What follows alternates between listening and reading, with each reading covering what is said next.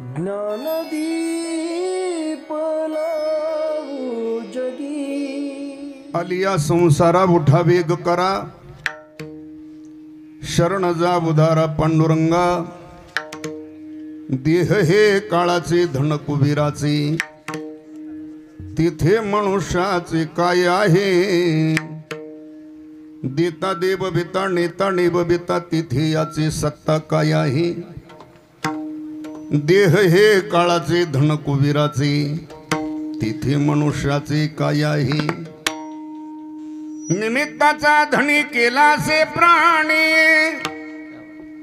तुका म्हणे म्हणून वाया गेला अथवा व्यर्थ गेला देह हे काळाचे धन कुबेराचे तिथे मनुष्याचे काय आहे विठाला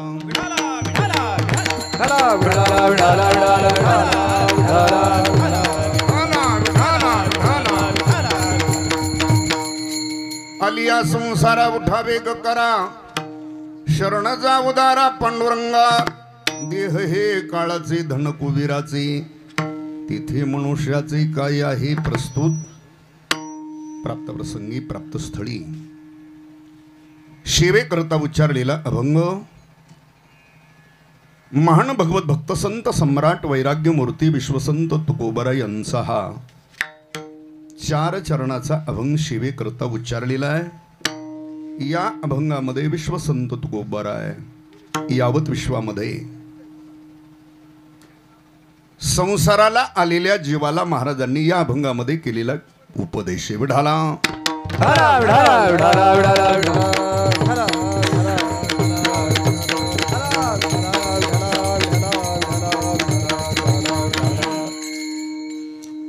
पांडुरंगा करू प्रथम नमन पांडुरंगा करू प्रथम नमन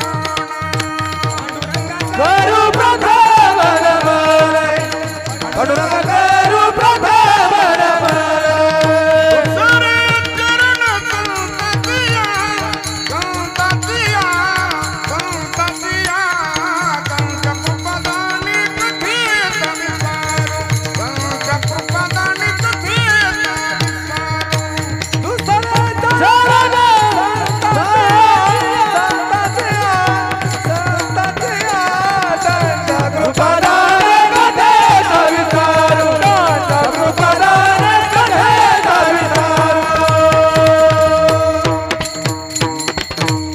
कृपादाने कथीचा विस्तारू बाबाजी सद्गुरुदास तुका जयांची केली स्मरण होय सकळ विद्यांजाधिकरण तीच बंधू श्री चरण श्री गुरूंचे ते नमस्कारुणी आता मस्तक हे पायावरी या वारकरी संताच्या काय माझी वाणी मानेल संतांसी रंजवो चित्तासी आपोलिया विढाला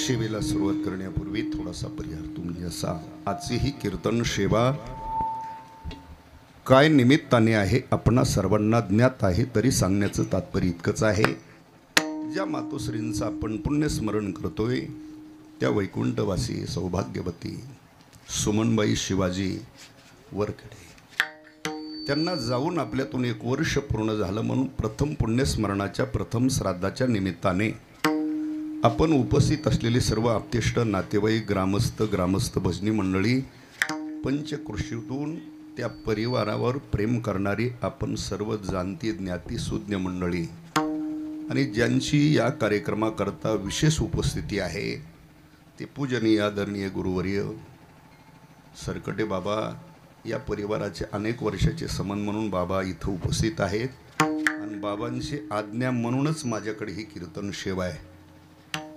त्याचप्रमाणे वारकरी संप्रदायातलं एक वैभव पूजनीय आदरणीय हरिभक्तिपरायण पृथ्वीराज महाराज जाधव आराध्यात महाराजांचा आणि या गावाचाच तसा अनेक वर्षाचा संबंध म्हणून महाराजांची इथे प्रत्यक्षात उपस्थिती आहे आणि आपली सर्व गुणीजन महाराज मंडळी, महाराष्ट्रातील सर्व दिग्गज एक एका होणी, समाधान बरोबर ना, एक एका होणी बळीरे असा सर्व महाराज मंडळीच्या गुणीजनांच्या उपस्थितीमध्ये संपन्न होत असलेला हा एक दिवसीय पुण्यस्मरणाच्या निमित्ताने हा कार्यक्रम आहे. ज्यांचं पुण्यस्मरण करतोय त्यांच्या पश्चात पाठीमागं त्यांचे पती, एक मुलगा, 3 मुली, पुतणे पुतणी असा बराच मोठा त्यांच्या पश्चात पाठीमागं परिवार आहे. आणि त्याच परिवाराने म्हणजे मुलगा असेल, मुली असतील, आपल्या मातृऋणातून उतराई होण्याकरता आजच्या मितीला हे कर्म करतात. कारण पहिली देवता सांगितली ती मातृदेवो भव, पितृदेवो, आचार्य देवो, अतिथी देवो, म्हणजे पहिली देवता सांगितली मातृदेवो भव, अर्थात त्या मातृऋणातून उतराई होण्याकरता आजच्या मितीला जे हे कर्म करतात. मग पूजापाठ ब्राह्मण देवते करून केलेला असेल, त्या निमित्ताने ज्ञानदान असेल, अन्नदान, वस्त्रदान, द्रव्यदान, जे जे पुण्यकर्म करायचे आज हे मागील मंडळीने कर्म करायचे. मुलगा मुलगी असेल कर्म मागील मंडळीने करायचं, पण केलेल्या कर्माचं पुण्य पितरांना प्राप्त व्हावं याच पवित्र हेतूने करण्याची आपली परंपरा अर्थात पद्धती आहे. आणि ज्या मातोश्रीने आपल्या जीवनामध्ये स्वतःच्या वाटेला आलेलं कर्म बिनचूक करत, कुटुंबाकरता दिलेलं योगदान, कुटुंबाकरता घेतलेलं श्रम, कुटुंबाला मुला मुलीला दिलेली योग्य दिशा, केलेले त्यांच्यावर योग्य संस्कार आणि स्वतःच्या वाटेला आलेलं कर्म करत सत्सत्वी बुद्धीने जीवन जगत इहलोकीची यात्रा 1 वर्षापूर्वी त्यांनी संपवली.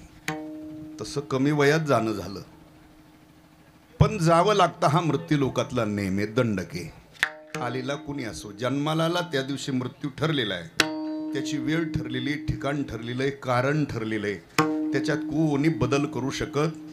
आपल्याला तर आपला मृत्यू माहिती नाही ना. आता आपण आहे, आपला मृत्यू कधी आहे, कोणत्या ठिकाणी, काय कारणाने माहिती. आता ज्यांना मृत्यू ज्ञात होता त्यांना तरी कुठं टाळता आला. परीक्षेला माहीत नव्हतं का? बरं, किती दिवसात हे माहिती आहे, कशाने, हे किती दिवस आहेत? 7 दिवसात मृत्यू. कशाने हेही माहिती होतं, मग टाळता कुठं आला? आपल्याला तर माहितीच नाही ना आपला मृत्यू कधी, केव्हा, कुठे, कोणत्या वेळेला, कोणत्या ठिकाणी. मला इतकंच सांगायचंय, जावं लागतं हा मृत्यू लोकातला नेमे दंडके. जन्माला आला म्हणजे मृत्यू, आटळे खाटीवर आलं की ताटीवर जावं लागतं. किंवा सृष्टी उत्पत्तीमध्ये जे निर्माण होतो त्याचा नाश होतो, आणि ज्याचा नाश होतो ते पुन्हा निर्माण होतं. ज्ञानोबरायचं मत आहे ना, उपजे ते नासे, नासले ते पुनरपी दिसे, हे घटिका यंत्र जैसे परिभ्रमेगा. उपस्थ त्याचा नाश होतो, ज्याचा नाश होतो ते पुन्हा निर्माण होतो. जन्म आहे म्हणजे मृत्यू अटळ. आणि म्हणून सज्जनानो या भूमीला नाव आहे. कोणती भूमी म्हणतात याला?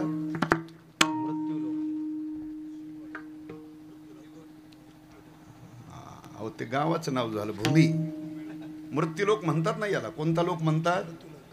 मृत्यूलोक म्हणतात. का याला मृत्यूलोक म्हणतात? इथे आलेल्या प्रत्येकाला मृत्यू असतो. मृत्यूलोक हा आलेला कोणी असो, अवतारिक पुरुषांना सुद्धा कार्य संपल्यानंतर राहता आलं नाही ना.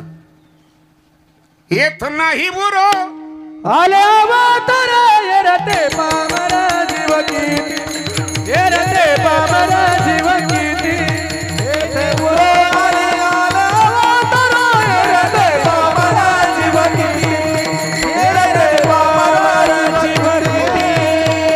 महाराज म्हणतात, येत नाही बुरो आले अवतार. अवतारिक पुरुषांनाही राहता आलं नाही. तुम्ही आम्ही जीवेत. येरते पामर जीव किती. आपल्याला तर जावाच लागल. कारण आतापर्यंत जे जे इथं आले ते कोणी थांबले नाही. 9 भी मर गए, 10 भी मर गए. मर गए 88-33 कोटी देवता मर गए. पडे काल की हे सगळे गेले. किंवा पीर मरे, पैगंबर मरे, मर गए जिंदा जोगी, जपी तपी संन्यासी मर गए हकीम रोगी. सगळेच गेले. वो पीर गेला, पैगंबर गेला, जपी गेले, तपी गेले, ऋषी गेले, मुनी गेले, योगी गेले. तसं आपण सुद्धा एक दिवस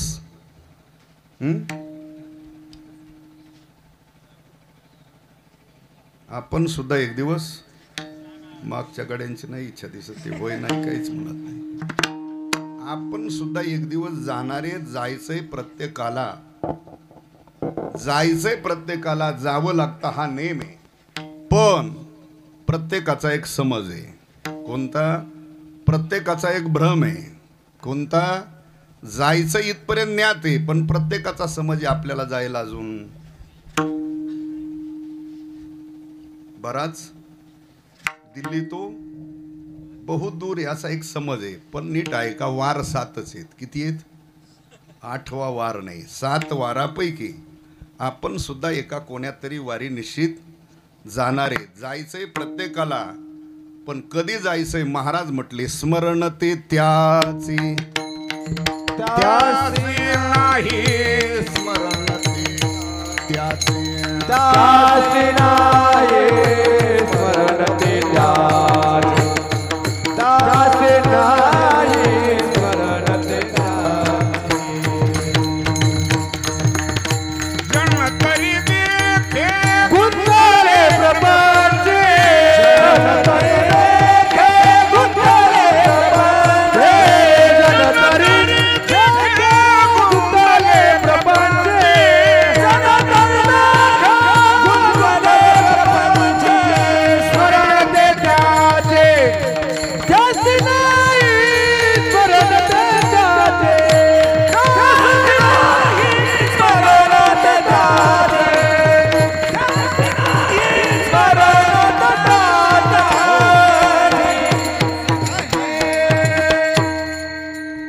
स्मरण ते त्याचे त्याशी नाही जन तरी देखे गुंतले. स्मरण ते त्याचे त्याशी नाही. कशाचं स्मरण नाही? बघा आपण आलोय कुठून याचंही ज्याला स्मरण नाही.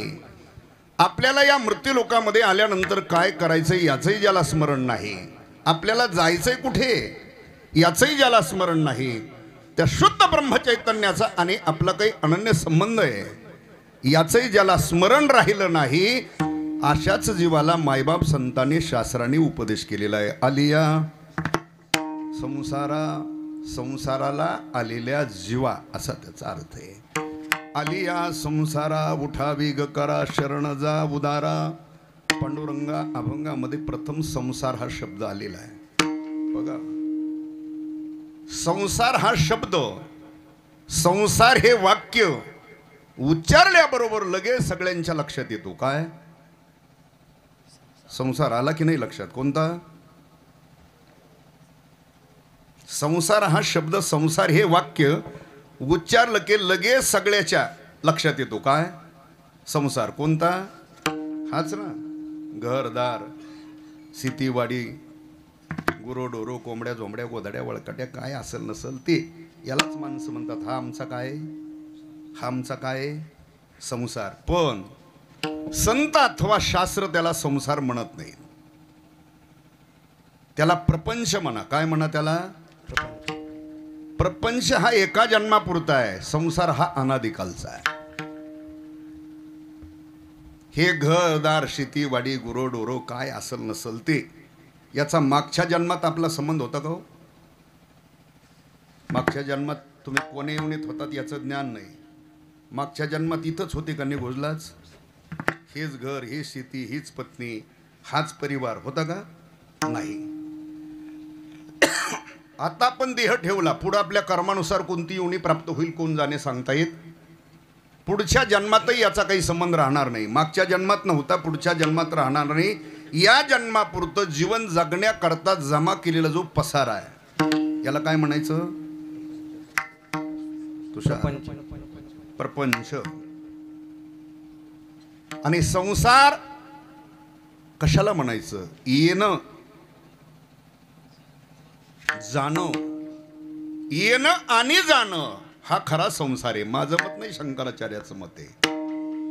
पुनरपि जननम पुनरपि मरणम पुनरपि जननी जठरे शयनम इह संसारे.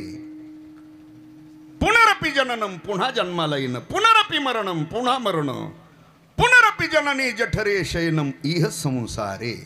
त्याला संसार म्हटलं. शंकराचार्याचं मत आहे. तेच माऊलीचं मत आहे. आगा उपजणे आणि निमणे हे साचची जे का मानणे तया जीव लोकुमी म्हणे संसारी हण ज्ञानोबाराय म्हणतात. म्हणजे माऊलीचं मत तेच आहे. आगा उपजणे म्हणजे जन्माला येणे आणि निमणे म्हणजे मरणे. ज्ञानोबारायचं मत आहे हाच खरा संसार आहे. इतरही संतांची रोज प्रमाण म्हणतो आपण. अनेक वेळा जीवाने जन्माला येणं, किती वेळा जन्मावे नित्य भावे फजित मनोने जीव. चला, जन्म आणि मृत्यू हे जे चाललेलं चक्र आहे हा खरा काय संसार. जन्म आणि मृत्यू, जन्म आणि मृत्यू हे जे चाललेलं फिरतं चक्र आहे हा खरा संसार आहे. आणि या संसार चक्रात आलेल्या जीवाला महाराजांनी केलेला उपदेश आहे. आलिया संसारा मग का, त्याचं कारण आहे जन्म मृत्यूच्या राहटीमध्ये आपण फिरत असताना जीवाने जन्म जन्मांतरामध्ये जे भोगलेलं दुःख आहे. कारण 84 लक्ष योनीची भ्रमंती करीत असताना महाराज म्हटले एक एक योनी कोटी कोटी फेरा मग लागे वारा. एका एका योनीमध्ये कोट्यावधी फेरे अशा 84 लक्ष योनीची भ्रमंती करत जीव इथपर्यंत आला. मग जीव 84 लक्ष योनीची भ्रमंती करीत असताना जीवाने कमी दुःख भोगलं का. जीव पशु झाला, प्राणी झाला, कृमी झाला, कीटक झाला, झाड झाला, दगड झाला. जीव दगडाच्याही खाली गेला. कोणी दगडाच्या खाली, ज्ञानोबाराय म्हणतात ना दगडाच्याही खाली योनी प्राप्त झाली. स्थावरा तळवटी जलपत. ज्ञानोबाराय दगडाच्याही खाली योनी प्राप्त झाली. म्हणजे एवढा जीव खाली गेला. कोणी दगडाच्या खाली, विंचू का नाही दगडाच्या खाली कोण आहे, तिथपर्यंत येऊन खाली गेली. ज्ञानोबाराय म्हटले इतका जीव खाली गेला, कुठं दगडाच्याही खाली गेला. ती सुद्धा येऊन ये ना. मग मला सांगा तो पाहिलेला आहे आपण कोण. मग पाहिल्यावर माणसं म्हणतात काय काळे महाराज जय हरी चला घरी असं म्हणतात काय. नाही बुवा, दिसता क्षणी गाठ आहे कशाची. हा, त्याला मारण्या लगेच लोक मारतात दिसता क्षणी. बरं त्याला मारण्याकरता पिस्तूल, बंदूक, भाला, कुऱ्हाड, काठी हे शस्त्र नाही घेत. काय वापरतात त्याला. त्यात महाराजांचं प्रमाण सुद्धा नाही. तेथे पायदाराचे म्हणजे पायतानाने म्हणजे बुटाने किंवा चपलानेच मारतात. कोणाला. हा का, मनुष्य देह प्राप्त होऊन सुद्धा वाईट केलेलं कर्म आहे त्याची ती येऊ नये. विडाला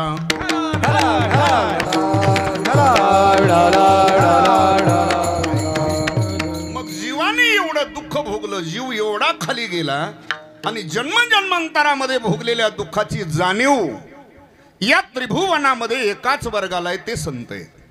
या दुःखाची जाणीव जीवाच्या फक्त संत महात्म्याला असल्यामुळे त्यांनी हा उपदेश केलेला आहे. आलिया संसारा.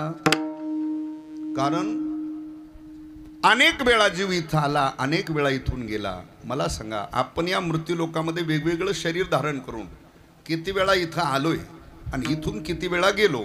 आपल्याकडे काही मोजमाप आहे. 100, 200, 1000, 500 असं काही सांगता येईल नाही, सांगता येणार. आपला विषय सोडून द्या. साधू संतांनी या बाबतीत हात टेकवले. साधू संतांनी म्हणावं किती जन्म झाला फेरा गणित नाही जी दातारा. किती जन्म झाला फेरा गणित नाही जी दातारा. अर्थात अनेक वेळा जीव इथे आला, अनेक वेळा इथून गेला. हे जन्म मृत्यूचं जे चाललेलं फिरतं चक्र आहे, जन्म जन्मांतरामध्ये तो जीव दुःख भोगतोय आणि त्या दुःखाची जाणीव संताला असल्यामुळे उपदेश केलेला आहे. आलिया संसारा. कारण हे फिरतं चक्र आहे आपलं. पूर्वीच्या कालामध्ये आता लाईट आली, आता बटन टाकलं की काय 10-5 किलोमीटर मध्ये पाईपलाईनने जात आहे काय पाणी. बरोबर. लाईट नव्हती, मोटर नव्हती, त्यावेळेला काय होतं, पाणी काढायची व्यवस्था इंजन होतं. त्याच्या अगोदर मोठ होती, मोठाच्या अगोदर राट. राटात 2 प्रकार आहेत. गावाच्या कडेला एक आड असायचा आणि त्याला छोटे छोटे बनवलेले असायचे, रस्सी लावून पाणी शेंदायचे, तो एक राट असायचा. दुसरा एक राहट असा आहे एक विहीर. त्या विहिरीच्या कडेला 2 भक्कम असे खांब असायचे आणि पूर्वी उपसा कमी असल्यामुळे पाण्याची पातळी थोडीशी वर होती. 2 विहिरीच्या कडेला भक्कम असे खांब असायचे आणि त्या खांबालाच मध्ये एक आकसल, सोप्या भाषेत आक म्हणा, आणि त्याला ते असं गोल बांबूचं भिरक.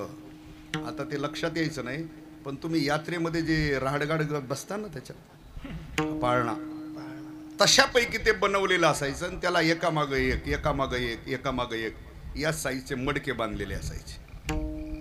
आणि ते दोघा जणांनी तो राहट फिरवत राहायचा. जेवढे मडके भरून येणार तेवढेच पुन्हा खाली होणार, जेवढे भरून येणार तेवढेच, म्हणजे पाणी काढायची ती व्यवस्था होती.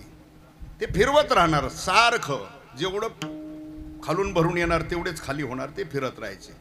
आता त्या राहटामध्ये एकामागं एक एकामागं एक एकामागं एक बांधलेले आहेत. काय त्याची सुटका कधी होते?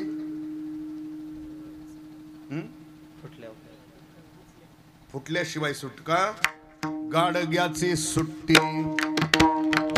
फुटल्या विना गाडग्याची सुट्टी. फुटल्या विना गाडग्याची सुट्टी.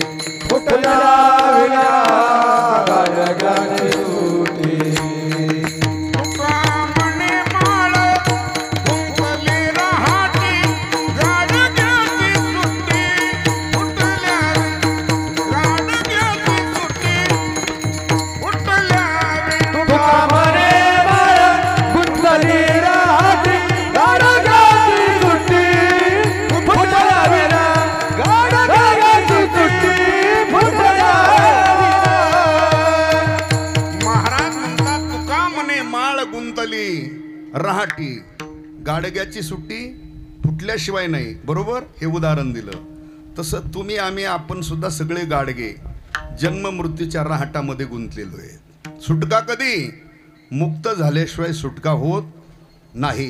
म्हणून आपल्याला मुक्त होण्याकरता उपदेश केलाय साधू संतांनी. आलिया संसाराला आलेल्या जीवा.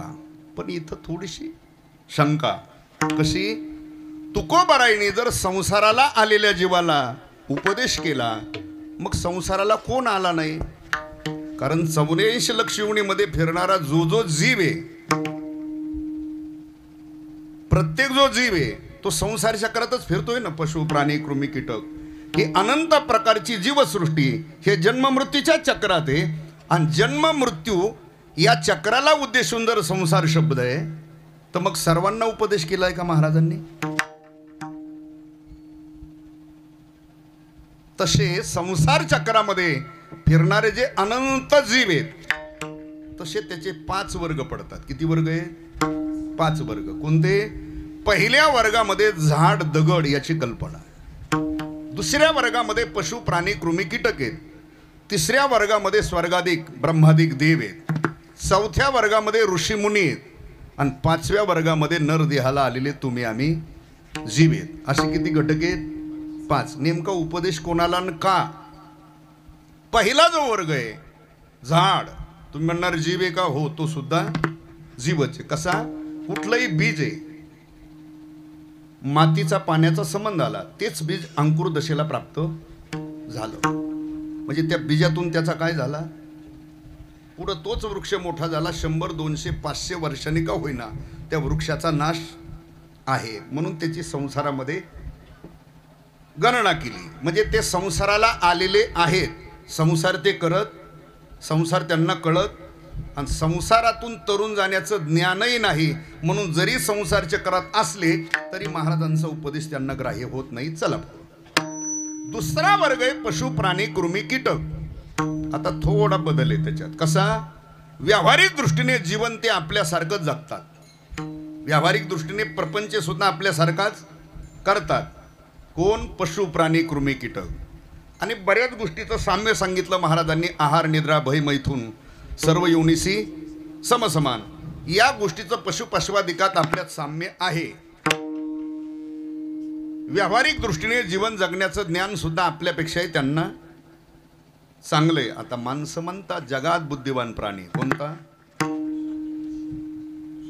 हा, पण बघा, व्यावहारिक जीवन जगतानाच ना बुद्धिवान आहे.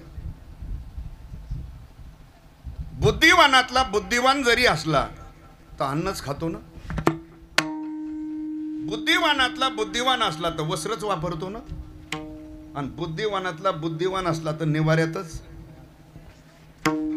फरक एवढाच असेल, एखादा 5,000 मीटरचं वापरीत असेल, एखादा 50 रुपये मीटरचं वापरीत असेल, एखादा कोटी रुपयाच्या बंगल्यात राहत असेल, एखादा झोपडीत राहत असेल, पण निवाराच ना.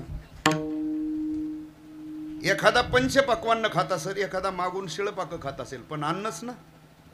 आणि मानवाच्या मूलभूत गरजा तेवढ्याच आहेत, अन्न वस्त्र. मग हे तर पशुपशवादिकालाही ज्ञान आहे ना. याच्यात आपला काय लय शहाणपणा आहे मानवाचा आहे का? घरदार मुलं बाळ जसं आपल्याला आहे तसं त्यांना बी आहे ना. आपल्याला तरी बंधन आहे हमदो, तसं त्यांना काय अजून कोणत्या सरकारने प्रतिबंध घातलेला?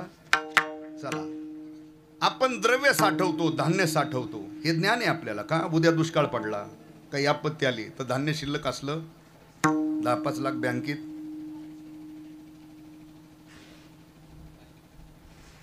हे काय ज्ञानेश्वरीतलं नाही विचारित मी. 10-5 लाख बँकेत असले पाहिजे याचं ज्ञान आहे का नाही आपल्याला? मग हे साठवणुकीचं ज्ञान त्यांना सुद्धा आहे. कोणाला? पशुपशवादिकाला. व्यावहारिक जीवन जगण्याचं ज्ञान सुद्धा त्यांना आहे. बघा आता आपण प्लॅन एस्टिमेटची घरं बांधतो, मानवाच्या मूलभूत गरजापैकी एक आहे म्हणून. पशुपशवादिकाला घरं बांधण्याचं ज्ञान नाही का? आपल्याकडे ज्या जुन्या विहिरी आहेत ना, आजोबा पंजोबाने बांधलेल्या, मोठा हाकीत होते थारोळे वगैरे, आता तिथं कडेला मोठी मोठी झाडं उगवली. त्या झाडाच्या फांद्या लोंबलेल्या आहेत. कशात? आणि त्या लोंबलेल्या फांदीला गरठ आहे बघा. कोण्या पक्षाचं? हा, तिला सुगरण म्हणतात. काही भागामध्ये तिला गवळण म्हणतात, पण ते शोभत नाही. सुगरणच नाव शोभत आहे. थोडी आपल्या बुद्धीने कल्पना करा. ते गरठ विणलंय त्या सुगरणीने, पण एक एक गवताची काडी चुचीत पकडून आणली. कुठं आणली पकडून? ती काही पिंडी बांधून गाडीत टाकून आणलेली नाही. एक एक गवताची काडी चुचीत पकडून आणली. बरं, गरठ विणलंय म्हणजे मंडपात चटई बसून मांडी घालून विणलेलं. फांदी लोंबती विहिरीत, एक एक गवताची काडी आणून ते विणलेलं गरठ आहे. बरं, एवढं आकर्षक आहे बुवा, वरून पाहिलं तर ते अस्तव्यस्त नाही. पूर्वीच्या कालामध्ये ही घरं नव्हती, त्यावेळेला बऱ्याच भागामध्ये छपर राहायचे, ते पाचटाने काडाने शेकारलेली. पण त्याच्यात सुद्धा जे काही काही एवढे कारागीर होते, थर म्हणजे असा लाईनीतच येणार, शेकारलेलं सुद्धा कधी टिपका गाळणार नाही. आणि काही जरा ढोबाळ गडी होते, त्याचं काय हातभर इकडे का हातभर तिकडे, म्हणजे काहीच नव्हतं. काही काही गडी तर शिकरीतच नसे, खालचेच चाकाळ फेकायचे, असे काही ढोबाळ गडी होते. पण तसं तिने जे विणलेलं गरठ आहे एवढं आकर्षक आहे बुवा, वरून सुद्धा एकदम आकर्षक आहे, अस्तव्यस्त नाही. बरं, त्याला शिरण्याचं द्वार खालून ठेवलंय, अंडे पिल्लं ठेवायचा एक कप्पा आहे. आणि बघा, सलग महिनाभर पाऊस लागला सलग, तर त्या गरठ्यामध्ये पाण्याचा एक थेंब सुद्धा उतरत, आपला स्लॅब सुद्धा 15 दिवस पाऊस राहिला तर पाझरतोय, त्याच्यात एक टिपका सुद्धा उतरत नाही. आणि तेच गरठ जर आपण असं तोडायचा प्रयत्न केला तर सहज तुटत का हो? म्हणजे तुम्ही प्रयोग केलेले, जेवढ्यांनी मान हलवले तेवढ्यांनी तोडून पाहिलंय, स्वानुभव. म्हणजे तोडण्याचा प्रयत्न केला तर ते तुटल्या जात नाही. आणि सलग महिनाभर पाऊस लागला तर पाण्याचा थेंब उतरत नाही. मला सांगा, ते कोणत्या इंजिनिअरच्या इस्टिमेट मधलं आहे घर? प्लॅन मधलं आहे का ते? तरी घरं बांधण्याचं ज्ञान त्यांना आहे. आपण आता गव्हाची पेरणी करणार. आता ज्या वेळेला तुमचा गहू पक्व होतो, कापणीला येतो, त्यावेळेला त्या गव्हामध्ये तुमचा मामा राहतो. कोणता? हा, त्याला माहिती आहे पूर्वीसारखं मजूर लावायचं, गहू कापायचा, भेळे बांधायचं असं काही राहिलेलं नाही. आता फोन केला, मशीन आला, हार्वेस्टर, अर्ध्या 1 तासात तर गहू काढून येईल, उद्या आपली अडचण होईल. म्हणून तो अगोदरच तयारीत राहतो आणि गच्च गोडवान भरून ठेवतो. बरोबर, गच्च गोडवान भरून ठेवतो, उद्या आपली अडचण नको. पण त्या मूर्खाला एवढीच अक्कल नाही, गहू कापल्यानंतर 4-8 दिवसात, महिना 15 दिवसात आपल्या गोडवानाच्या वरून मालकाचा 9 नंबरी जाणार आहे, पलटीचा. काय? बरोबर, तेवढीच अक्कल नाही कोणाला. त्याचं जसं आहे ना तसंच आहे आपलं सुद्धा. आपण सुद्धा दुसऱ्याला फसवून, दुसऱ्यात वाद लावून, दुसऱ्याचे प्रपंच उद्ध्वस्त करून आपण सुद्धा गोडवान भरायचा प्रयत्न रोज करतो. पण आपल्याला तरी कुठे माहिती आहे काळाचा नांगर या गोडवानाहून एक दिवस फिरणार आहे बुवा. आलं ध्यानात? मला इतकंच सांगायचं होतं की व्यावहारिक दृष्टीने जीवन जगण्याचं ज्ञान पशुपशवादिकाला आपल्यापेक्षाही चांगलंय, फक्त अडचण एकच आहे, धर्म अधर्म कळत, पाप पुण्य कळत. पशु काय पाप बोलिती काय उपदत मनती अन्न होती बहिर पामुळ मुक्ती पशु काय पाप पुण्य जाणती उत्तम मध्यम भोग भोगिती काही उपदत मनती बहिरे होती अन्न पामुळ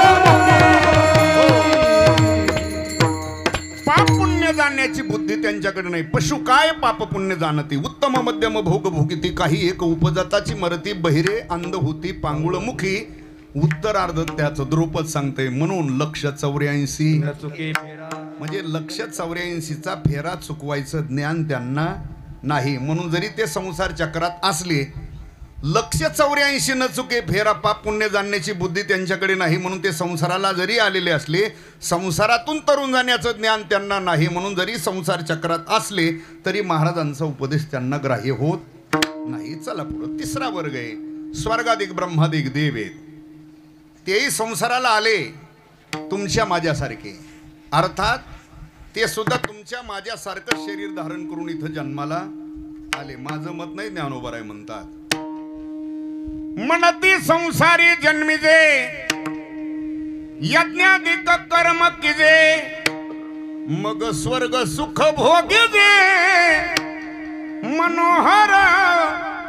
अर्थात तुमच्या माझ्यासारखं शरीर धारण करून इथं जन्माला आले, यज्ञ यागादी कर्म अर्थात पुण्य प्राप्त केलं, पुण्याच्या बळावर ते स्वर्गात भोग भोगण्याकरता गेले. पण स्वर्गात भोग भोगण्याकरता गेल्यानंतर म्हणजे आपल्या सोप्या भाषेत उशिरा लक्षात आलं की आता हे स्वर्गातले भोग आहेत, पण भोग तरी कुठपर्यंत आहेत, पुण्य आहे तोपर्यंत. पुण्य संपल्यानंतर तिथं राहता येत. तुका म्हणे जाती पुण्याच्या दोगती पुण्याच्या दोगती पुण्याच्या दोगती तुका म्हणे जाती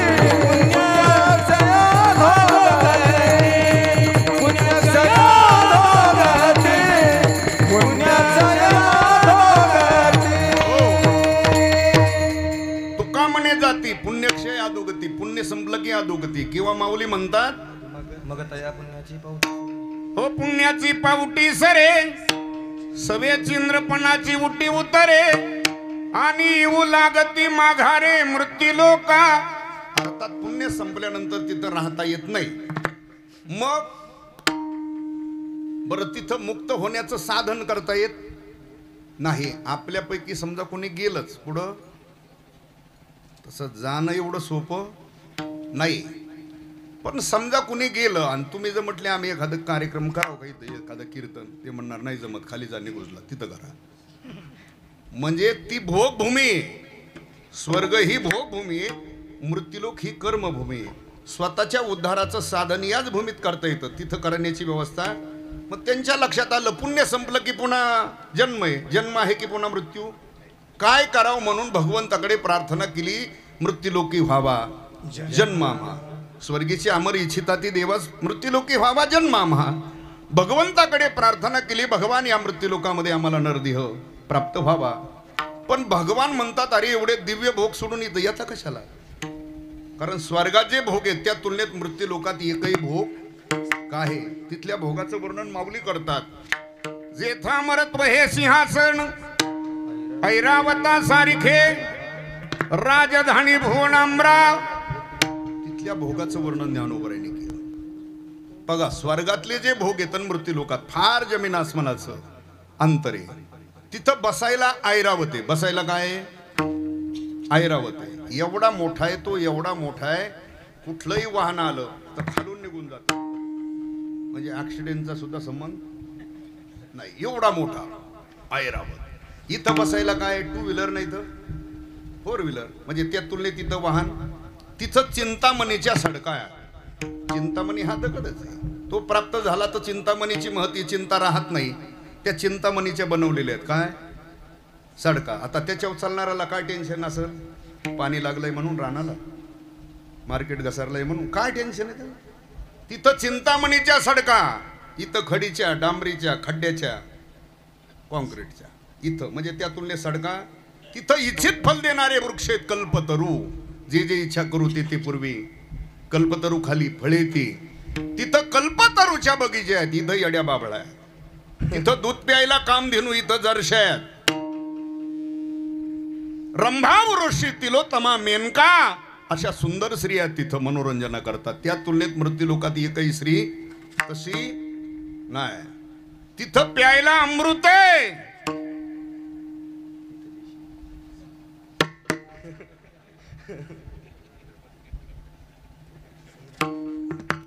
आता इथं म्हणा अमृत तुल्य उर्फटी चहा म्हणा. आता याच्यातही 10-5 गडी असते त्या नादातली. पण आता इथं कीर्तनात म्हणता येत नाही ना ते. काही नाहीत असं नाही ना. ते असतील आता नातेवाईक म्हणून संबंध असल्यामुळे आले ते त्या नादातले असतील 10-5 गडी. पण चला मग आपल्याला कीर्तनात म्हणता येत नाही. अमृत तुल्य उर्फटी चहा म्हणा. आता तिथं प्यायला अमृत, इथं चहा आहे.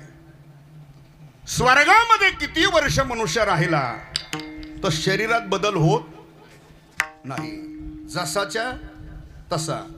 किती 500 वर्ष राहिला केस पिकत नाही, दृष्टी कमी होत नाही, ऐकणं कमी होत नाही, दात पडत नाही, चेहऱ्यावर सुरकुत्या पडत.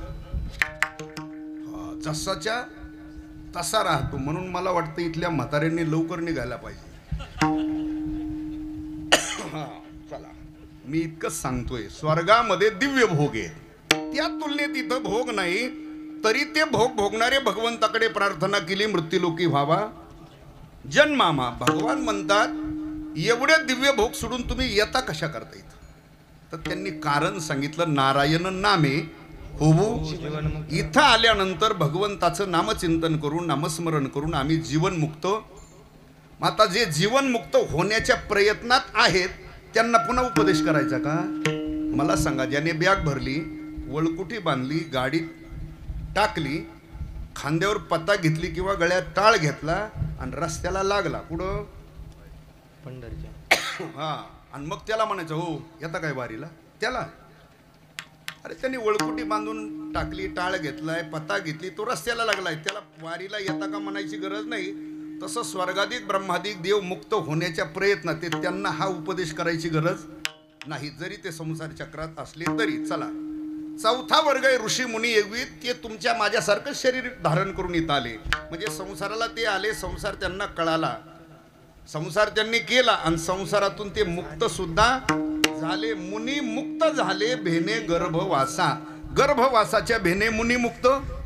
आता जे मुक्त झाले त्यांना उपदेश करायची गरज राहिली नाही. राहता राहिला तो 5वा वर्ग म्हणजे तुम्ही आम्ही नरदेहाला आलेले जीव. आपण संसाराला आलोय, संसार करतो, संसार कळाल्यासारखा वाटतो, कळत नाही. तरुण जाण्याचं पण ज्ञान आहे. यापेक्षा मी ज्या संसाराबद्दल बोलतोय तो अनादी कालचा आहे. त्याच्यापेक्षा सोपं आपला जो व्यावहारिक प्रपंच आहे ना, व्यावहारिक, त्याच्यातलं सुद्धा आपल्याला पुरं काही कळत. पण माणसं कळाल्याचा हा पुरं कळत नाही. आपल्या व्यावहारिक प्रपंचातलं सुद्धा कळत नाही. पण माणसं कळाल्याचा बघा तुम्ही. प्रपंचातलं आपल्या घरामध्ये कल्पना करा. आताच नाही सांगत, जरा 5-25 वर्षाच्या मागचा जर इतिहास पाहिला. आपल्या घरामध्ये मोठा मुलगा आहे. मोठा म्हणजे वयातला. आता पूर्वीचा काल होता, त्या मुलाला मुलगी पाहायची म्हटलं तर कोण जात होतं. पूर्वीचं वडील, चुलते, आजोबा, मामा, काका किंवा भाऊबंदातले 4 शहाणी माणसं जायचे. पूर्वीचा काल होता, साधनं काही नव्हते. एक तर माणसं या गावची त्या गावाला पायी जायचे, नाही तर सायकल, नाही तर बैलगाडी झुकून 5-10 जण असे शहाणे मुलगी बघायला गेले. गेल्यानंतर त्यांनी मुलगी पाहिली, मुलगी त्यांना पटली. ब्राह्मण काकाला बोलवलं, पत्रिका जुळती का म्हणून. तर 36 गुण उतरले. म्हणजे मुलगी पटली, 36 गुण उतरले. वर दक्षिणा काय घ्यायची तेही ठरलं. पूर्वी घेत होते ना, आता इकडं बंद झालं काय. मी म्हणलं बाग आहे ती पट्टा आहे चालू असं का तुम्हीच देता. आता द्यावं लागतंय. पहिला कडताच निघाला ते. पहिलं काही गाड्यांनी लय ताणलं होतं ते. आता त्यालाच नातीच्या टायमाला आता ते परेशान झालं यार. असं ते वरदक्षिणा काय घ्यायची तेही ठरलं, तारीख सुद्धा धरली, लग्न सुद्धा लागलं. कीर्तनातलं ते लग्न झालं, मुलगी सासरी नांदायला सुद्धा आली. आणि मुलगी ज्या क्षणी सासर घरी आली त्याच क्षणी त्या कुटुंबामध्ये काहीतरी आपशकून गोष्ट घडली. घडू नाही पण घडली. त्यावेळेचा दोष आपली माणसं कोणावर ठेवतात? मुली. कसल्या पायाची म्हणतात इकडे? म्हणजे एकच आहे तुमचं नामचं. चला, पांढऱ्या पायाची, आपेशा पायाची, आमक्या पायाची, ढमक्या पायाची, असे डोसणे असतात ना तिला. मग आता कळाला का तुम्हाला तिचा पाय? बरं, याच्या अगोदर त्या कुटुंबात कधी अपशकून गोष्ट घडली नव्हती का? मग अनेक वेळा घडली असेल, पण त्यावेळेचा दोष आपली माणसं ठेवतात कोणावर? त्या मुली. पांढऱ्या पायाची, आपेशा पायाची, आमक्या पायाची, ढमक्या पायाची. मग पांढरा पाय पिवळा आहे का आपिस आहे आता कळाला का? मग हे बैलगाडी भरून जे पाठवले ते नुसत्या पोळ्या झोडून आले का माघारी? बैलगाडी भरून जे पाठवले होते बघायला ते तर शाने शाने पाठवले होते ना, येडे येडे तर नव्हते ना. मग यांनी मुलगी पाहिली का कळाली? मला इतकंच विचारायचं आहे. पाहिली, कळाली? ऐका बरं, ज्या मुलीचा संबंध आपल्या कुटुंबाशी येणार आहे तो 60-65 वर्षापुरता आहे. किती वर्षापुरता? आता काही 100 वर्ष धरीत नाही. 70-80 वर्षाचा आयुष्य, त्याच्यातलं 10-20 वर्षाचं आयुष्य वडिलाकडे गेलंय त्या मुलीचं. राहिलेलं उर्वरित आयुष्य तेवढीच आपल्या घरी येणारी मुलगी आहे. ती सुद्धा आपल्याला कळत. मी ज्या संसाराबद्दल बोलतोय तो तर अनादिकालचा आहे ना, त्याच्यातनं काय कळत आहे जीवाला? कळत काही नाही. आपण संसाराला आलो, संसार करतो, संसार कळाल्यासारखा वाटतो, कळत नाही. पण उद्धरून जाण्याचं ज्ञान आपल्याकडे, म्हणून आपल्याला उपदेश विढाला. तुम्ही म्हणणार महाराज हे 4 वर्ग सोडले ना आपल्यालाच का उपदेश केला? त्याचं पुन्हा कारण सांगतो. ज्याला हे शरीर प्राप्त झालं, मग ते स्त्री असो अथवा पुरुष असो, ज्याला हे शरीर प्राप्त झालं, मानवी जीवनामध्ये 5 महत्वाचे मूल्य आहेत. किती? समय, सामुग्री, स्वातंत्र्य, सामर्थ्य आणि ज्ञान. हे फक्त आपल्याकडे, बाकीच्या योनीत असेल. नरदेह प्राप्त होणं याला समय म्हटलं. मनुष्य देह प्राप्त झाला म्हणजे हा काय? समय प्राप्त झाला. सामुग्री आपल्याकडं काय सामुग्री आहे? पंच ज्ञानेंद्रिय, पंच कर्मेंद्रिय, ही सामुग्री आपल्याकडं. ते बाकीच्या योनीत असेल असं.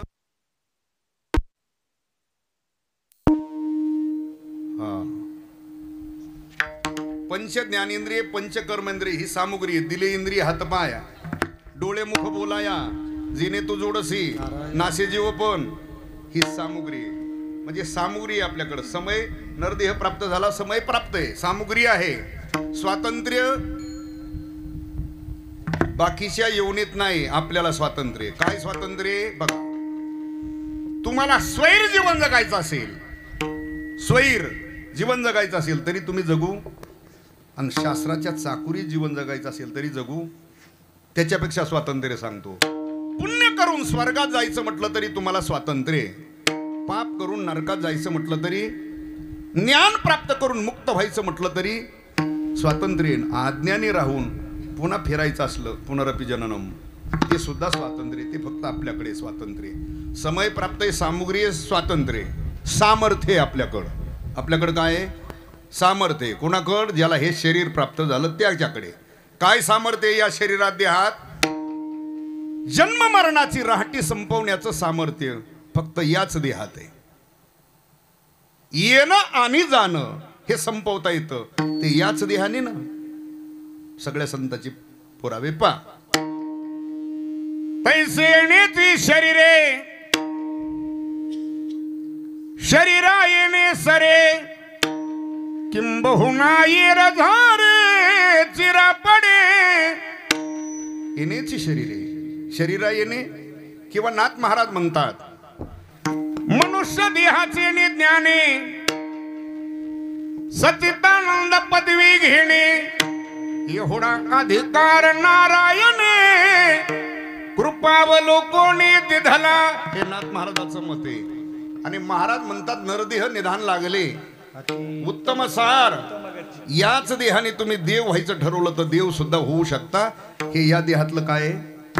सामर्थ्य. म्हणजे समय प्राप्त आहे, सामुग्री आहे, स्वातंत्र्य आहे, सामर्थ्य आहे. आता काय राहिलं? 5 सांगितलं होतं तुम्हाला.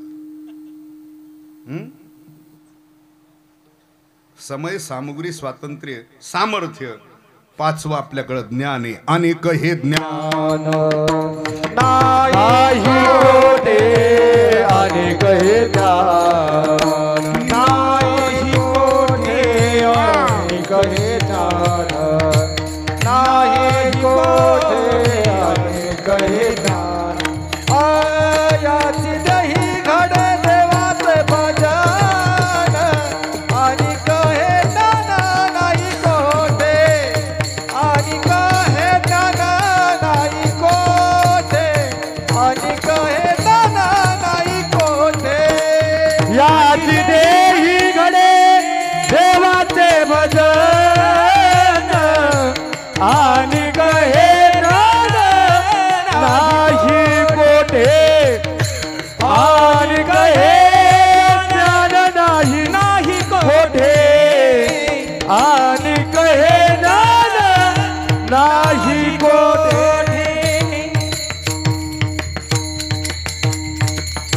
अनेक हे ज्ञान नाही कुठे म्हणजे ते फक्त मानवी जीवनामध्ये.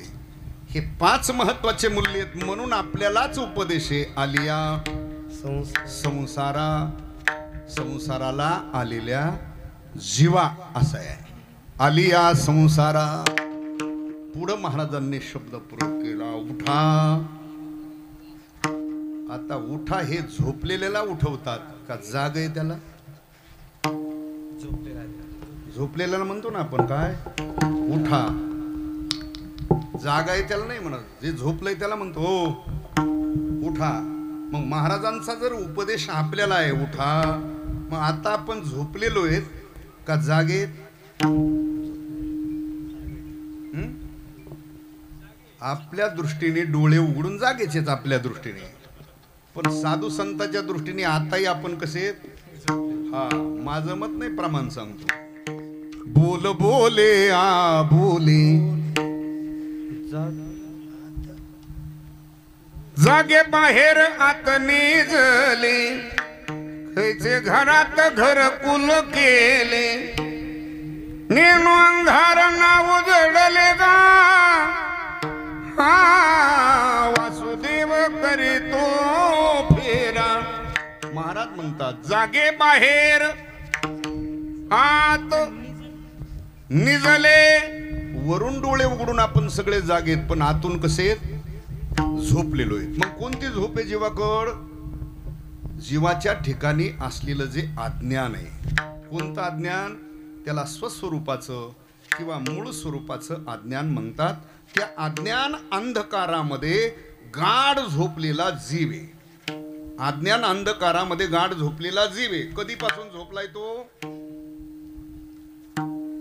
काय उभी ती उडाला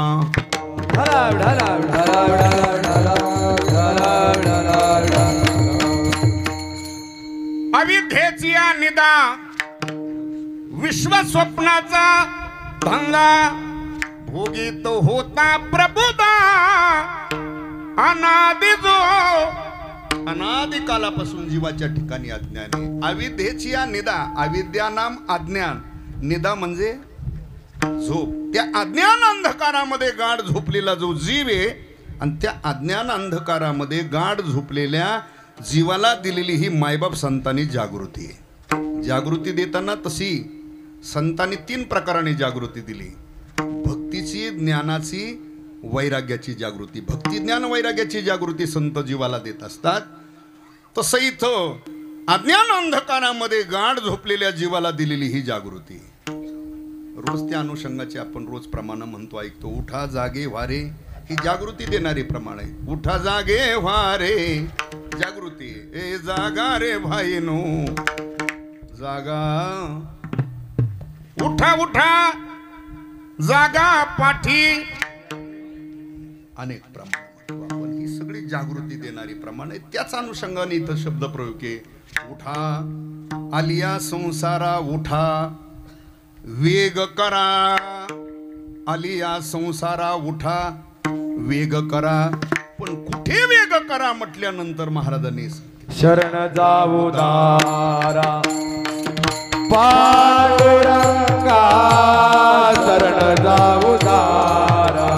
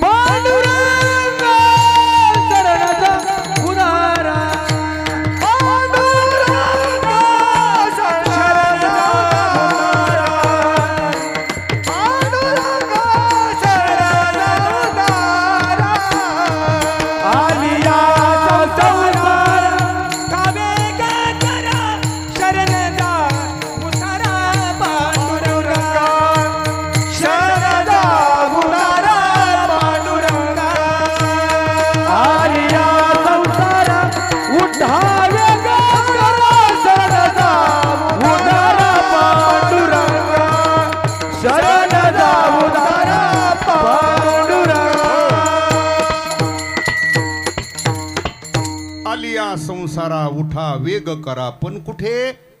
मग महाराज म्हणतात शरण जा उदारा पांडुरंगा, तुम्ही भगवंताला काय जा? शरण जा. पण तिथं महाराजांनी पुन्हा मध्ये एक विशेषण लावले.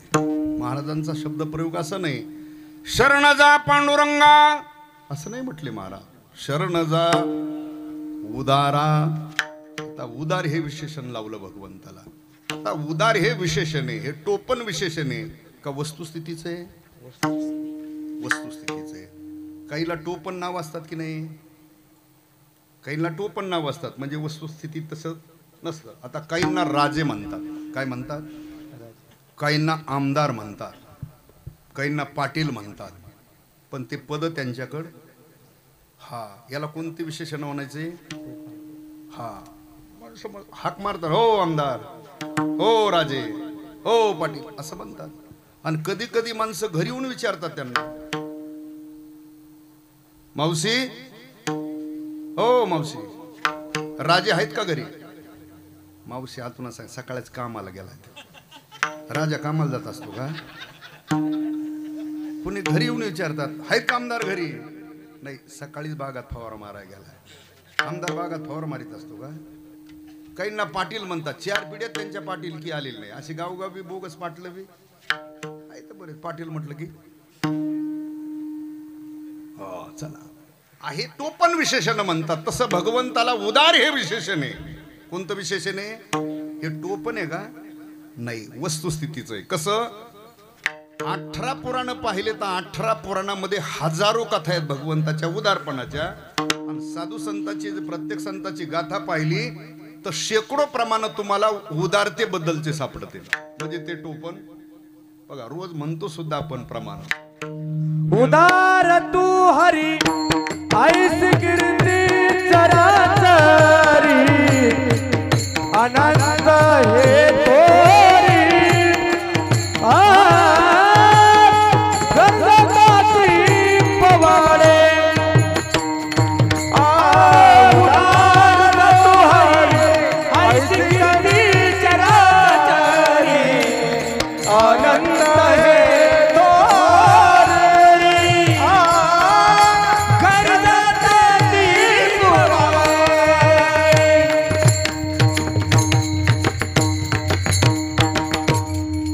हे उदारतेबद्दलचं प्रमाण आहे. उदार तू हरी ऐसी कीर्ती, अनंत हे थोरी गरज ताती. किंवा तू तो उदाराचा राणा, किंवा तू तो उदाराची राशी.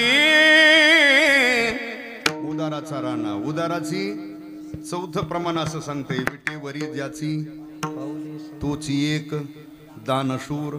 5वं प्रमाण सांगते, तुझा ऐसा कोणी न देखे उदार, तुझा ऐसा कोणी न देखे उदार, अभय दान शूर पांडुरंगा.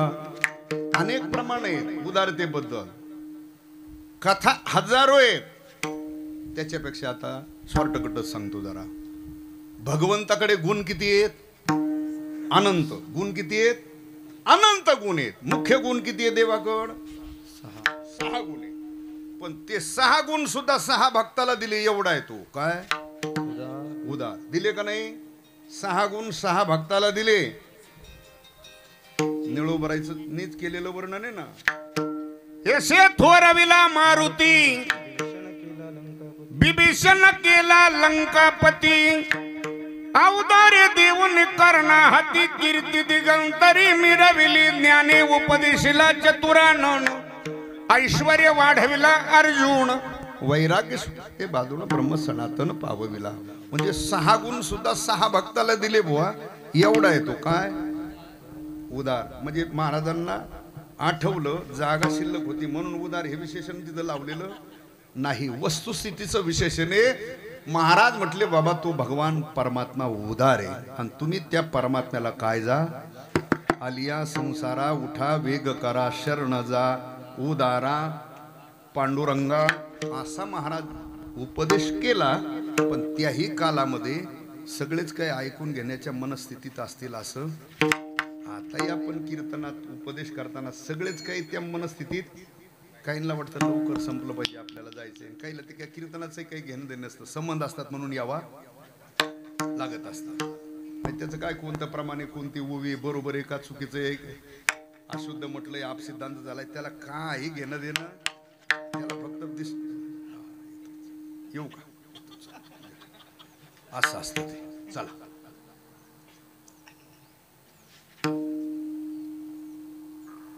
पण त्याही कालामध्ये काहींनी प्रश्न केला महाराजांना, तुम्ही सांगताय संसार चक्रात आलोय, जीवाच्या ठिकाणी आज्ञाने तुम्ही उठा वेग करा देवाला शरण जा, इथपर्यंत तुम्ही सांगताय महाराज खरंय, पण काहींचा समज असा आहे की आजच गेलं पाहिजे शरण, असं काही नाही.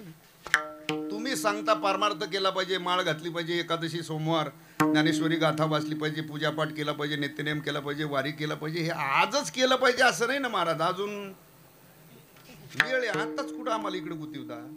म्हणजे अजून तू 10-20 वर्षांनी परमार्थ करणारे, माळ घालणारे, वारी करणारे, पारायण करणारे, म्हणजे तू 20 वर्ष राहणारे असा काही बॉन्ड केलेला आहे का महाराज? म्हटले वेड्या, ज्या शरीराने ज्या देहाने आपल्याला परमार्थाचं साधन कुठलंही करायचंय,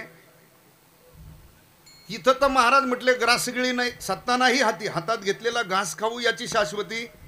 ज्ञानोबराय तर म्हटले काळा नळाची तोंडी घातलेली लोण्याची उंडी, मासी पाकडे तवे हे. अरे मासीने हलवलेले पंख पाहू एवढी सुद्धा गॅरंटी, हातात घेतलेला घास खाऊ याची सुद्धा शाश्वती. आणि तू करू करता येईल ही कुठली भाषा वापरतो? एक तर पहिली गोष्ट असं आहे, ज्या देहाने परमार्थ करायचा, भगवंताची वारी करायची, शरणांगती करायची, एक तर पहिली गोष्ट हे पंचमहाभूताचं शरीर आहे. बोल कसलं हे? पृथ्वी आप तेज वायू आकाश पंचमहाभूताचं शरीर आहे. एक तर हे काही काळापुरतं उष्ण घेतलेलं आहे, देह तो पाचाचा अनिलाशी उसना शिखिजाचा, त्याला पंचमहाभूताचं शरीर आहे, हे काही काळापुरतं घेतलेलं आहे उष्ण. आता उष्ण जे घेतात ते तुमच्याकडे परत करतात का बुडवतात? सगळे चांगला भाग दिसतो इकडचा. आपण जे व्यवहारात उष्ण घेतो ते परत करतात का बुडवतात? परत करावं लागतं, पण सगळेच करीत काही घेतात आणि पुन्हा म्हणतात मला माहित नाही, माझा तुझा संबंध नाही, काय करायचंय ते. आता हे कसं पाठ आहे तुमच्या गाथा पाठ असल्यासारखं, काय करायचे ते करून घे, माझा तुझा मला माहितच नाही, तुझा माझा, असं बोलतात ना कशाच्या जोरावर. बरोबर ऐका, त्याचंही कारण सांगतो.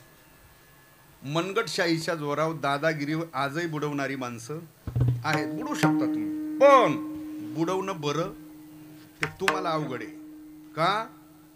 आता जर आपण एखाद्याचं ऋण बुडून गेलो तर पुढच्या जन्मामध्ये बैल होऊन त्याच्या दारात चालावं लागतं. महाराज म्हणतात ऋण, वैर, हत्या ह्या ज्या गोष्टी आहेत कदापि चुकत. म्हणून जाताना आपल्यावर कोणाचं ऋण नसावं. बघा अजून जरी कोणाचा ते धोरा नसलं तसं द्यायचं नाही, असं तरी सांगतो. ठीक आहे, लाल कांद्यात नाही जमलं तर उन्हाळ्यामध्ये द्या, डाळिंबात नाही जमलं तर दुसऱ्या कशात तरी द्या, पण वज द्या आणि मगच इथून जा. कारण पुढच्या जन्मात जर बैल होऊन त्याच्या नांगराला वखराला चालायची पाळी आली, मग तो सकाळी नाही 10 वाजता झोपलं, पाणी नाही प्याला, 4 वाजता सोडणार नाही, उभाट्या दगड मांडून. मग तसं चालण्यापेक्षा आपलं वज दिलेलं बरं. जाताना आपल्यावर कोणाचं ऋण नसावा, एक जाताना आपलं कोणाशी वैर नसावा, 2 असतं वैर, भाऊबंधात असतं, राजकारणात असतं, शेजाऱ्यात असतं, ठीक आहे. पण आपल्या लक्षात आलं ना तर आपलं काही खरं दिसत. आपल्या पोराला म्हणावं त्याला बोलून आण, ज्याचं आपलं जमलं नाही, किंवा तुमच्या लक्षात आहे की ज्याचं आपलं जमत नाही तो जरा शेवटच्याच अवस्थेत आहे. तुम्ही स्वतः होऊन जा ना, काही कमीपणा होणार, जा भेटा त्याला, ठीक आहे बाबा काय झालं ते. म्हणजे जाताना कोणाशी वैर नसावा, एक ऋण आपल्यावर नसावा, 2 आणि आपल्याकडून हत्या घडू नये, 3 कोणाची माणसाची नाही सांगत, माणसाची तर घडूच नाही, पण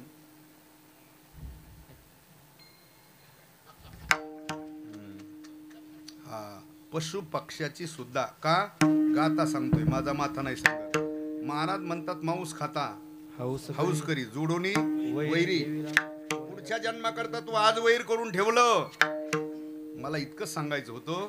तसं पंचमहाभूताचं शरीर आहे, काही काळापुरतं घेतलेलं आहे. देह तो पाचाचा अनिल असे उसना शेखी ज्याचा त्याला देणे लागे. पंचमहाभूताचं शरीर आहे. एक तर काही काळापुरतं आपण घेतलंय. बरं, काही काळापुरतं घेतलंय आणि याच्यावर आपली सत्ताही, याच्यावर सत्ता नाही. पंचमहाभूताचं शरीर आहे, काही काळापुरतं आहे. मग काही काळा उष्ण काही काळापुरतंच असतं. मग उष्ण जे घेतलंय का जेवढ्या काळाकरता भेटलंय तेवढ्या काळाकरता त्याचा फायदा उठवला पाहिजे का नाही? बरोबर. नाही तर ती वेळ संपली, आता काय करणार? जसं तुमच्या व्यवहारात तुम्हाला एखादी वस्तू तुमच्याकडे नाही बुवा, शेतात हाकण्याची म्हणा कशाची तुमच्याकडे नाही, पण कुणाची तरी जोडीदाराची शेजाऱ्याची तुम्ही आणली बुवा, मला 8 दिवस लागते.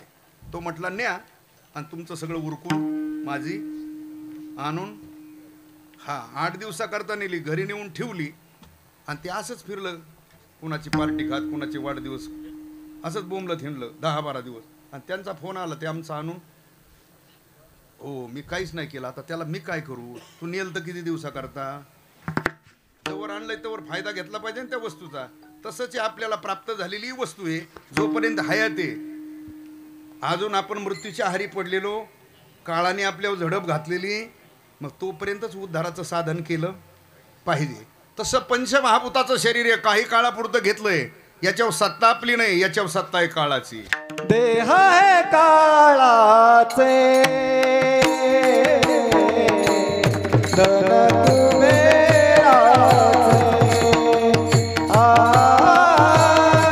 देह है काळाचे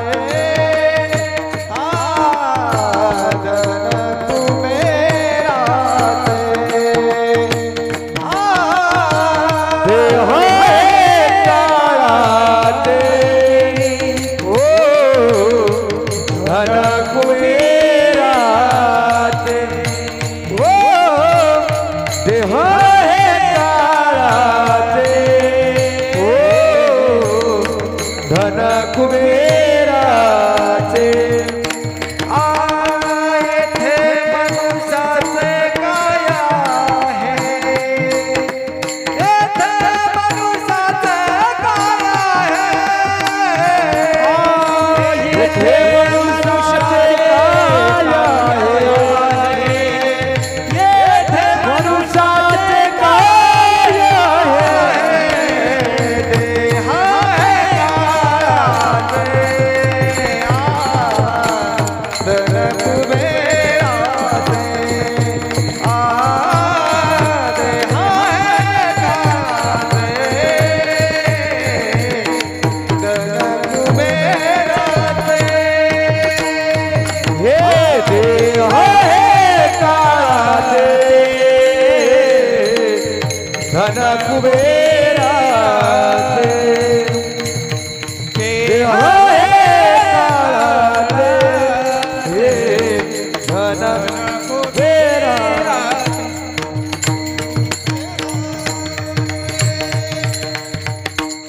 देहावर आपली सत्ता नाही. देह हे कोणाची सत्ता? याच्यावर काळ करीत बैसलासे, घडी घडी काळ, आयुष्य जात आहे, काळ जपत असे. देह हे मग ज्या देहाने आपल्याला भगवंताची शरणागती करायची, महाराज म्हणतात ते पंचमहाभूताचं शरीर आहे, त्याच्यावर आपली सत्ता नाही. मग जोपर्यंत हयात येत ताब्यात येत तोपर्यंत तुम्ही एक करा, शरण जा, उदारा. बरं, धनावर सत्ता आहे का? देहावर सत्ता नाही, म्हणजे देह संबंधीवर नाही. बरं, धनावर सत्ता नाही. कथा बघ आपण ऐकतो, धन कुणाचं आहे? धन कुबेराचे. धनावर आपली सत्ता नाही. दुसरं कारण वर न्यायची व्यवस्था, ते बी एका दृष्टीने महाराज चांगलं आहे. वर न्यायची व्यवस्था नाही, हे सुद्धा चांगलं आहे.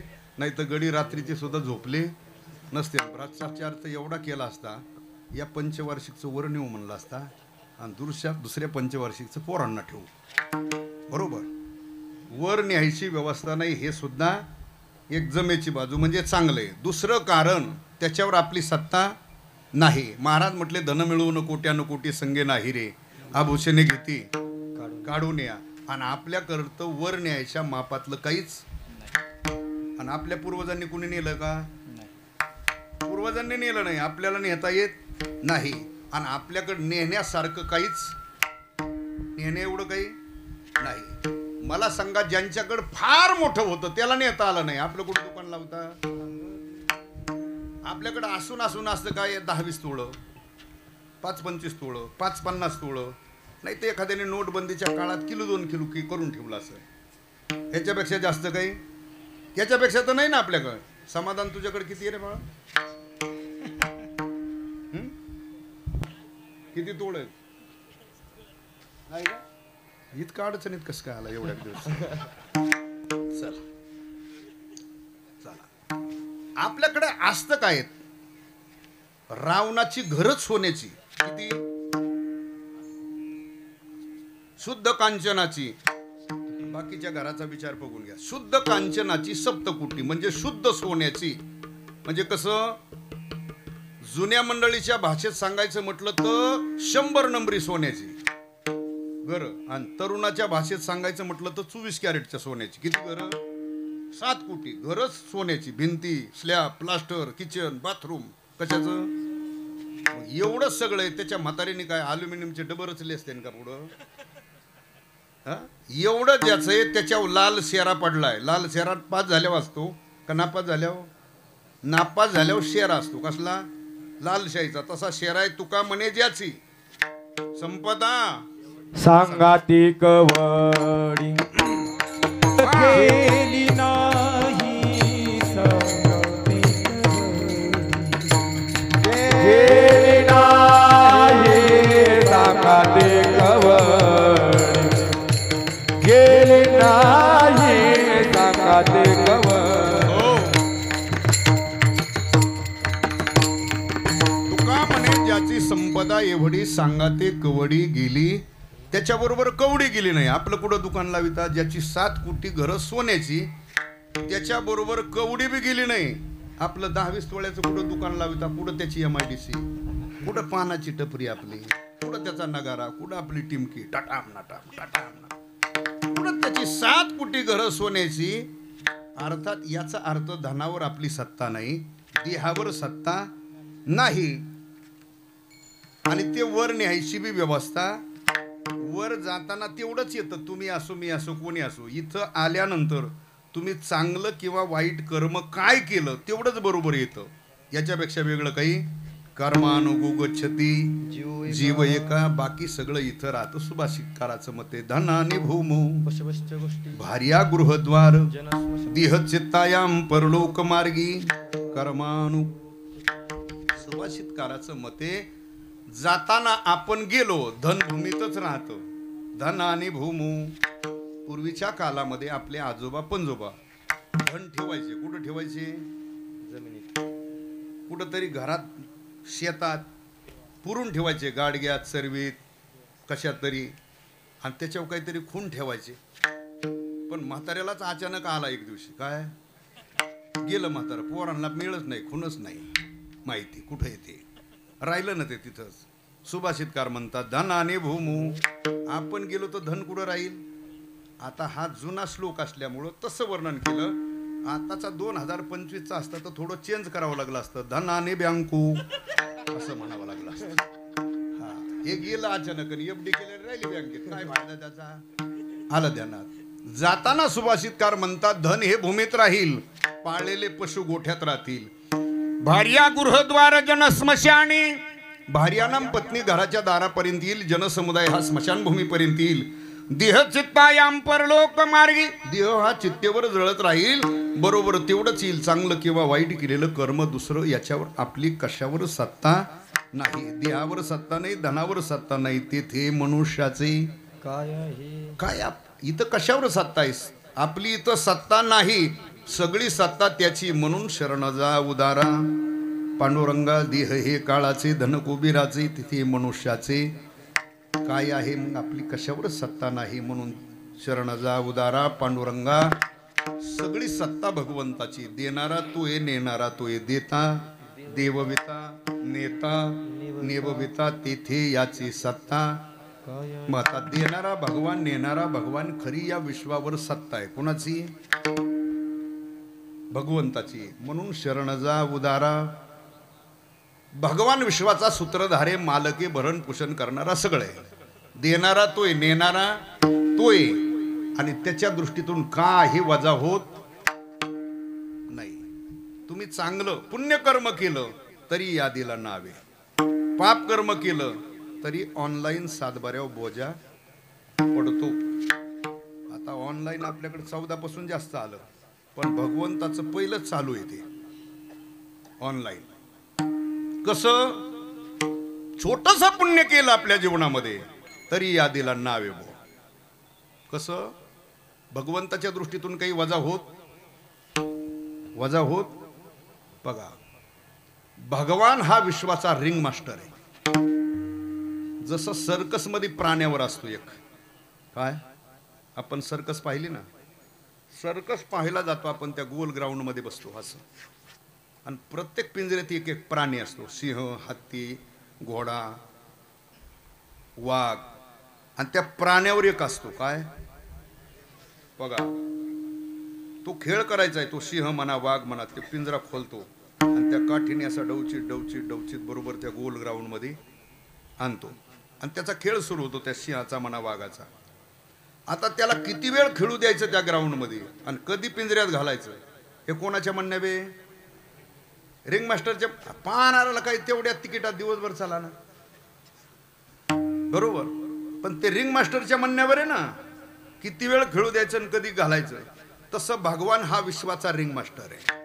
तो पाहतोय आपल्याला इथं आल्यावर, हे आपल्याला खेळाय सोड, इथं काय चाळे करतय, काय कुटाने करतय, काय लबाड्या करतय, हे पाहतोय तो. आता आपला एक समज आहे काय, मी कुणालाच मेळ लागू देत आहे का नाही, सगळ्याचा समज, मी काय करतो ते कुणाला मेळ लागू देत, बरोबर आहे का. तुम्ही तुमच्या कुटुंबाला फसवू शकता.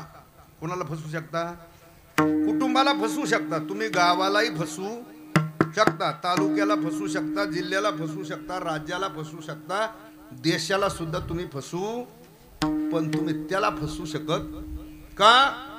त्याला विश्वत चक्षु म्हणतात. जो एका क्षणात विश्वाला पाहतो त्याच्या दृष्टीतून काहीच वजा होत नाही. छोटं पुण्य करा की पाप करा. कसं बघा, रामप्रभूच्या सेवेच्या यादीमध्ये पहिल्या क्रमांकाला नाव आहे खारुताईचं. कोणाचं नाव आहे, रामप्रभूच्या सेवेच्या यादीत पहिल्या क्रमांकाला नाव आहे कोणाचं बघा. ज्या वेळेला सेतू बांधायला सुरुवात झाली, आता सगळे एवढे मोठे वानर, मोठमोठे दगड वगैरे आणून द्यायचे. आता तिचं काही शरीर एवढं आहे का, की हायच की एवढीच, काय म्हणतात तुम्ही त्याला, बरोबर.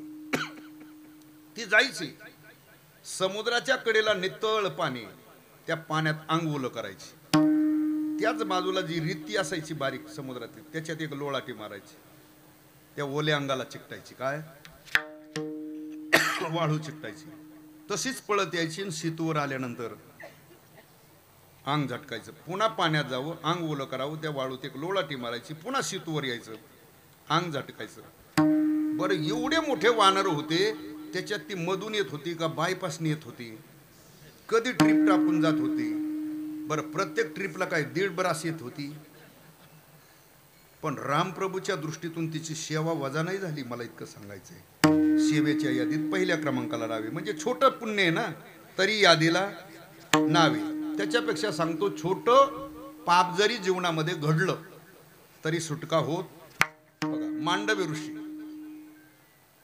उभ्या आयुष्यात एकदाच कर्म घडलं ना मांडवी ऋषी. काय, रस्त्याने चालले होते, चालता चालता एका काठीवरचा एक भोंगा उचलून घेतला.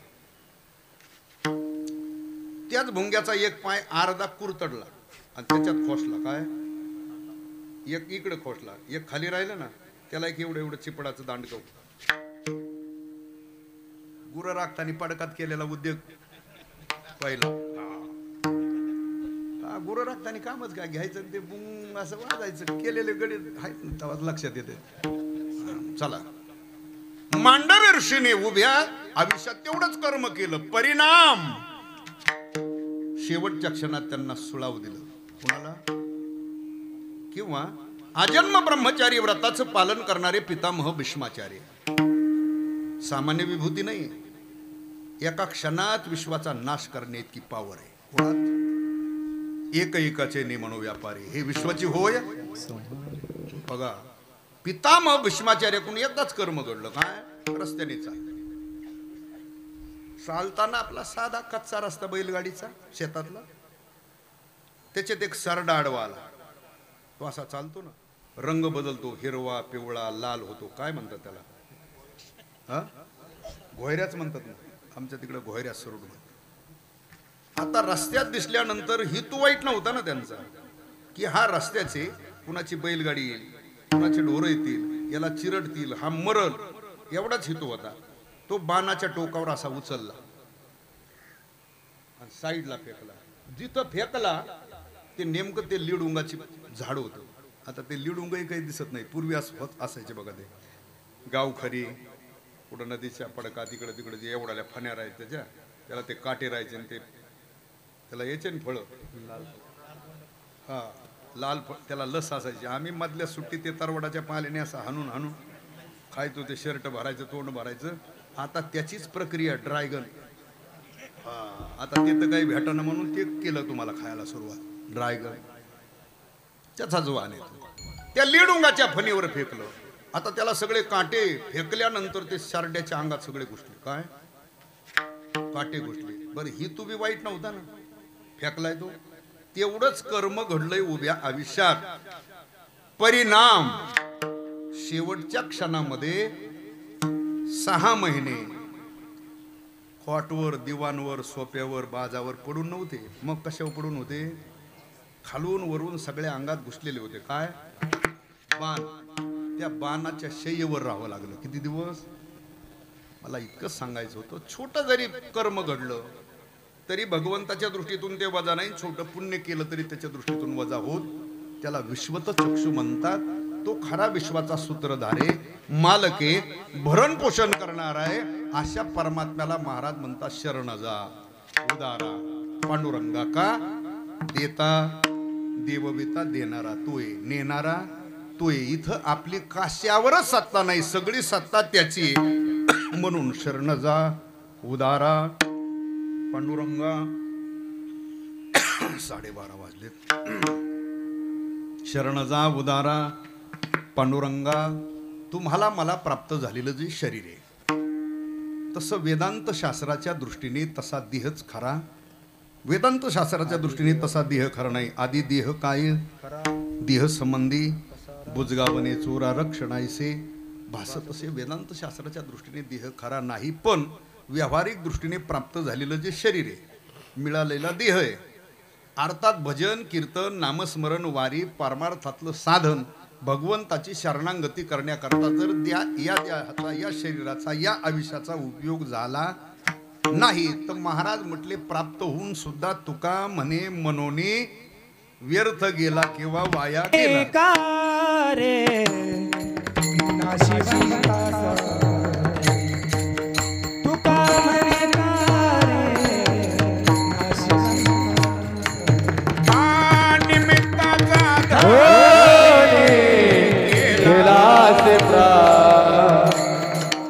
निमित्ताचा घरी केला से प्राण. तुका म्हणे म्हणूनी व्यर्थ गेला, तुका म्हणे म्हणूनी व्यर्थ गेला.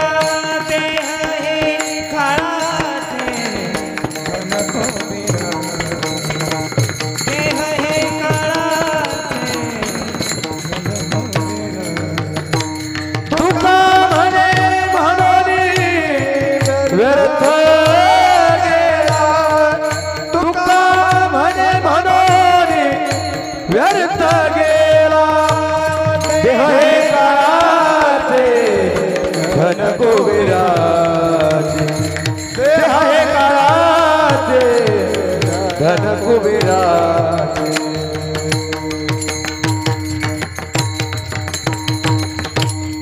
निमित्ताचा धनी केलासे तुका म्हणे म्हणूनी व्यर्थ गेला.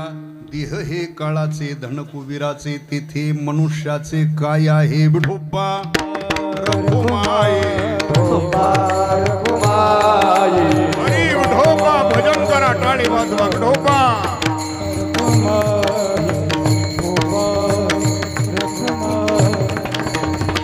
हरी विठोबा रघुमाई.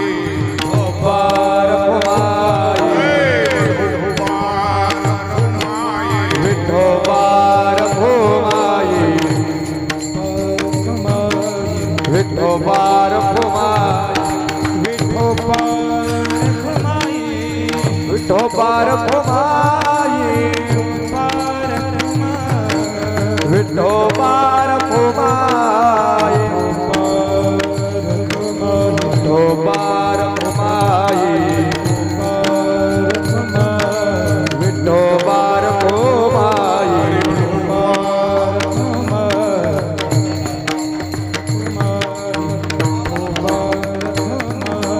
विठोबार कुमाई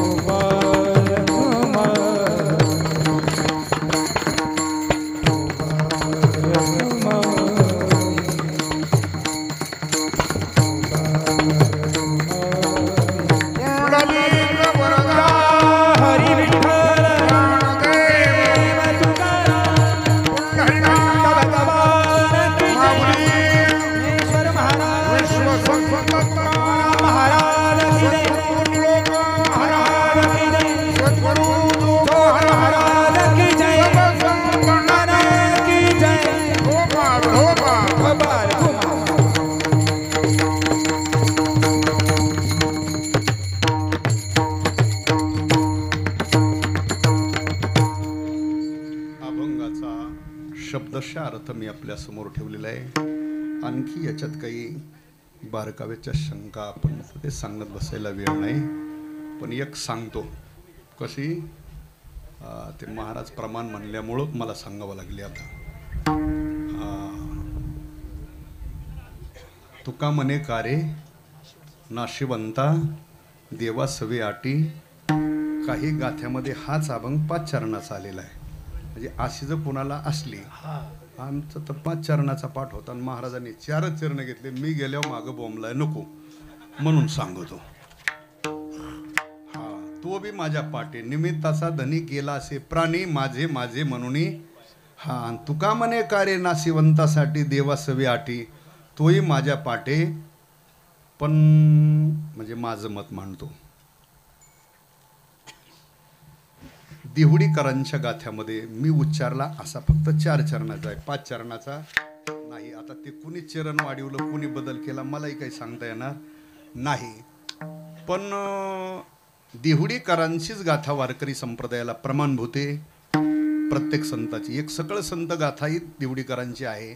आणि महाराजांची तुकोबरायांची जी गाथा आहे त्याच्यात 4 चरणाचा असाच अभंग आहे, त्याच्यात 5 चरणाचा नाही. आता कधी कधी असं झालं, पूर्वी फक्त बंकट स्वामीचीच भजनी मालिका होती. म्हणजे आम्ही पाठांतर करत होतो, भजन म्हणायला लागलो ते वेळेला. आता प्रत्येकाने वेगवेगळ्या नावाने भजनी मालिका काढली, त्याच्यात कोणी बदल केला. पूर्वीच्या बंकट स्वामीच्या मालिकेमध्ये पूजेची वळ नव्हती, काकड्यात नव्हती, आता नंतर आली. प्रत्येकाने असा, आता काहींची मालिका अशी आहे, मी नावही घेत नाही काय मला त्याच्याशी. पण पूर्वीच्या अभंगामध्ये भजनी मालिकेमध्ये जे पहिलं चरण होतं ते त्यांनी आता द्रुपद केलंय, आणि जे द्रुपद होतं ते पहिलं चरण केलंय. कुणी त्यांना अधिकार दिला मला सांगता येणार, कारण संत वाङ्मयात बदल करण्याचा आपला अधिकार नाही. म्हणजे आपली ती लायकी नाही असे. आपल्याला बदल करण्याचा काना मात्र बदल करण्याचा आपला अधिकार नाही, आपली ती योग्यता नाहीये. मग आता गाथा सुद्धा प्रत्येकाने वेगवेगळ्या प्रती छापल्या, ठीक आहे, कोणी कोणत्या हेतूने छापले असेल. त्याच्यात बऱ्याच अभंगामध्ये असा काही थोडा थोडा बदल झाला, पण आपल्या वारकरी संप्रदायाला तीच गाथा अभिप्रेत मान्य. कोणती? देवडीकरांची. ती तरी का? देवडीकर हे जन्मताच अंध होते. कसे होते ते? आणि महाराजांची जी ओळीची गाथा कशी झाली ती, प्रत्येक टाळकऱ्याकडे काही शिष्य परिवार तुकोबरायांचा होता, कोणाकडे 400, कोणाकडे 500, कोणाकडे 600 असे अभंग होते. ती ओळीवर घेतली. त्याच्यात काही गड्यांनी त्या काळात बी तुका म्हणे बाजूला काढून स्वतःचं नाव घातलं होतं. पण हा महाराजांचाच अभंग आहे. काही शेपक अभंग बाजूला निघाले. कशावरून समजायचा महाराजांचा अभंग? ते तांदव होते. मग ओळीवर गाथा अभंग घ्यायचा, तो महाराजांचाच का म्हणून चुलीतला इस्तू ढेपसा ठेवायचा कशा हो जर पोळाला तर समजून घ्यायचं महाराजांचा अभंग याच्यात काहीतरी भानगडी बाजूला काढला आणि जर विस्तू पोळाला नाही तर समजून घ्यायचं की हा माझ्याच तुकोबरायचा आहे अशी ती ओळीची देवडीकरांची गाथा आहे म्हणून आपल्याला तीच मान्य आहे तीच अभिप्रेत आहे म्हणून मी उच्चारला असा तो अभंग आहे. आता तो 5 चरणाचाही माझ्या पाठी पण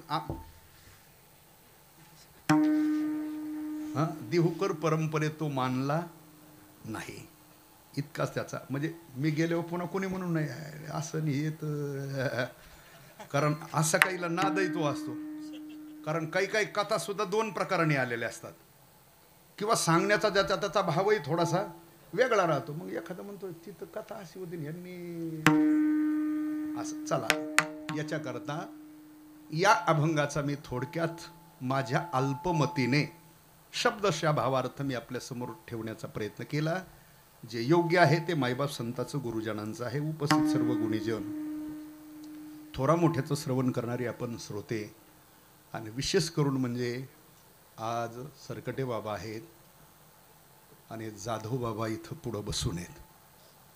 हा एक विद्वत रत्न वारकरी संप्रदायामध्ये संत साहित्य अर्थात शास्त्र ज्यांनी सखोल आत्मसात केलेलं व्यक्तिमत्व पण महाराज अनेकांनी विनंती केली की त्यांनी कार्यक्रम केले पाहिजेत अनेकांनी विनंती केली आणि ती सगळ्याची इच्छा आहे कोणाची जाणत्या लोकांची इच्छा आहे भंगऱ्या भोंगऱ्याला काय घेणं देणं नाही जी आईवरून बापावच टाईम काढत आहे त्याला काय घेणं पडलं तुम्ही केलेच पाहिजेत पण जाणती सुज्ञ मंडळी त्यांची अपेक्षा आहे की तुमच्या मुखातून पुन्हा संत वाङ्मय शास्त्र श्रवण करावं बुवा.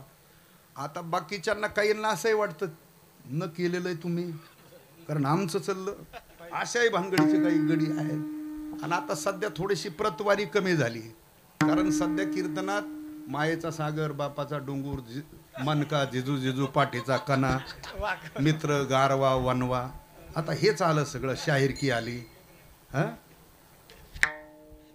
आता मित्र सांगायची कीर्तनात गरज नाही मित्र असावा अरे ज्ञानेश्वरीतलं काही सांग गाथ्यातलं भागवतातलं सांग मित्र काय सांग तू बरं आईचं महत्व सांगायला तेवढंच गाणं म्हटल्याने जमत आहे का त्याला ओव्या आहेत श्लोक आहेत प्रमाण आहेत सकळ तीर्थाच्या समान ज्ञानोबारांनी सांगितले ना मायबाप सकळ तीर्थाची ये धुर्य जे का माता पितरी तया सेवेशी किर शरीरे अर्थात ही ओवी उच्चारली तर उच्चारणाराला पुण्य ज्यांच्या कानावर पडेल त्यांनाही पुण्य त्या अर्थाची प्रमाण आहेत मातृदेवो श्लोक आहे श्लोक उच्चारला प्रमाण उच्चारलं ओवी उच्चारलं तर उच्चारणाराला पुण्य आणि ज्यांच्या कानावर पडेल त्यांनाही पुण्य गाणं किती कणू म्हणलं तर काय तुझ्याही पदरात काही नाही यांच्याही पदरात काही नाही पण सध्या आता असं झालेलं एक ते कीर्तनात कुणी एखादी युट्यूबची एखादी क्लिप ऐकायची नाही तेच घ्या आपल्या म्हाताऱ्याच टायमाला तेच घ्या बापाव चांगलं बोलतो उमगाय बाप बोलत होते चांगला हा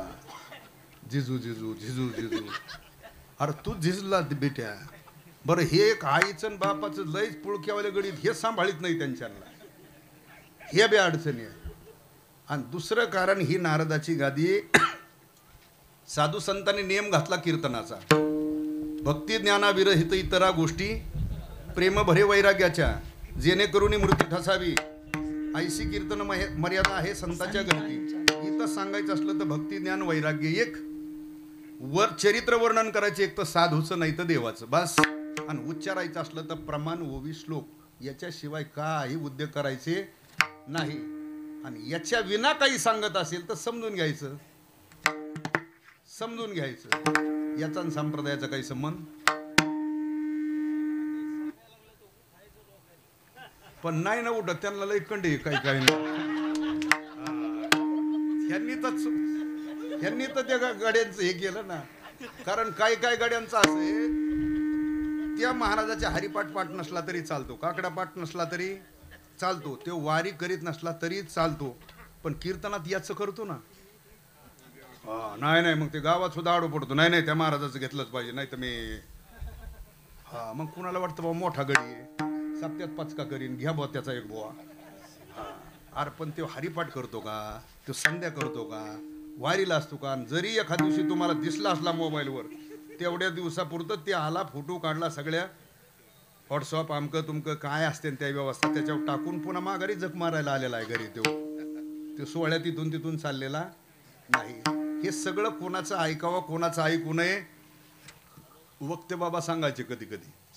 कोणाचं ऐकल्यानंतर जीव मुक्त होतो, कोणाचं ऐकल्यानंतर पुण्य प्राप्त होतं, कोणाचं ऐकल्यानंतर पाप पदरात पडतं आणि कोणाचं ऐकल्यानंतर नरकात जावं लागतं. ही सगळी व्यवस्था आहे. पण आता ते नाही बोलत, हे पुढं लावलं ना त्यांनी. आणि ते असं बोलू बोलू बऱ्याच गोष्टी अंगलट बी येतात ना. चला जसं असल तसं, पण खरं बोलायला मागं हटू नये इथपर्यंत बी खरंच आहे, ते बोललं पाहिजे. आणि संप्रदायाचं तुम्हाला सांगतो श्रोते मंडळीला, आता तुमची सुद्धा प्रत्येकाची जबाबदारी, तुम्ही संप्रदायाची उंची वाढल आणखी थोडी याच्याकरता तुमचा हातभार असला पाहिजे. संप्रदायाची उंची कमी करण्याकरता तुमचा हातभार नसला पाहिजे. कारण आपण संप्रदायाला, संत वाङ्मयाला, शास्त्राला जर आपल्या काही कृत्यामुळं दूषण लागत असेल तर आपल्याला एक दिवस त्याचं प्रायश्चित्त भोगावं लागेल. इतका संदेश देतो. भाग्यवशामध्ये आपण वाचून आलो येथवरी, आता उरले ते हरी तुम्हा समर्पण. ज्ञानोबराय तुकोबराय नाथ महाराज यांच्याच वचनाचा, म्हणजे वाचायचं असलं तर ज्ञानेश्वरी गाथा भागवते, ऐकायचं असलं तर परंपरेचे अजूनही संप्रदायाचे चाकुरीत पुष्कळ माणसं आहेत ना आपल्याकडं, नाही असं नाही फार, पण ते तुम्हाला माहीत सुद्धा नाहीत तेवढे विद्वान. कारण तुम्ही इकडंच गोट्या लुटीत बसले ना, फुलाव बसायच्या नादीत लागले नाही तर गोट्याच लोटण्याच्या नादात आयुष्य घातलं. आलं का ध्यानात? मकरंद सेवनच केला नाही. अजूनही संप्रदायात एवढी उंचीची माणसं आहेत, संप्रदायात ज्ञानेश्वरी गाथा पाठ असलेली माणसं आहेत. विचारसागर, पंचदशी, ब्रह्मसूत्र, वृत्तीप्रभाकर हे मुखदगत असलेली माणसं आजही वेदांतातली आहेत. पण आपण त्यांच्यापर्यंत गेलो नाही तर आपल्याला कळणार नाही. म्हणून थोरा मोठ्याच्या सानिध्यात राहा, थोरा मोठ्याच्या सानिध्यात. ज्ञानोबराय तुकोबरायचे पाईक म्हणून राहा. आपलं घराणं तसं खानदानी आहे. ज्ञानोबराय तुकोबराय नाथ महाराज, नामदेव महाराज, निळोबरायचं घराणं म्हणजे एकूणचं आहे 96 उकुळी घराणं आहे. आपण खानदानी घराणं आहे. त्याच्यामुळं खानदानी घराण्यासारखाच परमार्थ करा. कारण खानदानी घराण्यातली बाई आहे, तिच्याकडं बाकीचं वैभव लौकिक कमी असलं तरी चालतं. बाकीचं खानदानी घराण्यातली बाई ती ठीक आहे, तिच्याकडे अलंकार नसतील, वैभव नसल, पण तिला एवढा आत्मविश्वास आहे आपलं घराणं. त्याच्यापेक्षा सोपं सांगू, बाजार घेणारी, म्हणजे आमच्या तिकडं म्हणतात मराठवाड्यात बाजार बुनगी असं, तिच्या गळा भरून येत काय सगळे डाग येत अलंकार. तिच्याकडे पाहून आपण भळबळायचं नाही. आपण एक विचार करायचं, गळा भरून दागिने 5,000ची साडी असली तरी ती आपलं. तसं ज्ञानोबराय तुकोबरायचा पाईक आहे, त्याच्याकडे लौकिक वैभव नसलं तरी त्याला काय हे कोणाच्या गाड्या घोड्यावर भांबरून जायची गरज नाही. त्याला एवढंच कळायला पाहिजे, मी ज्ञानोबराय तुकोबरायचा पाईक आहे म्हणजे माझं घराणं खानदानी. एवढं ज्याला वाटलं तरी तो परमार्थातला यशस्वी झाला. कोणाकडून पाहून भरळून जायची गरज नाही. आपण ज्ञानोबराय तुकोबरायचे पाईक म्हणूनच आपली साधना करायची, इतका संदेश देतो. ज्यांचं पुण्यस्मरण म्हणून ही सेवा केली, या कीर्तनात जे काही घडलेलं भजन असेल, या कीर्तनात काही ज्ञानोबराय तुकोबराय नाथ महाराजाची उच्चारलेली काही वचनं असतील, त्याच वचनाचं त्याच भजनाचं पुण्य त्या मातोश्रींना प्राप्त हो, ही भगवतचरणी प्रार्थना सेवेला आपण इथंच पूर्ण विराम देतोय. माऊलीचं भजन होईल, गुणीजन मंडळी खाली बसतील, नंतर ची महाराज मंडळी श्रद्धांजली म्हणून 2-2 मिनिटं काही नेते मंडळी असतील, तोपर्यंत कुणी उठण्याचा प्रयत्न करू नका. ज्ञानेश्वर माऊली ज्ञानेश्वर माऊली माऊली ज्ञानेश्वर माऊली ज्ञानेश्वर माऊली.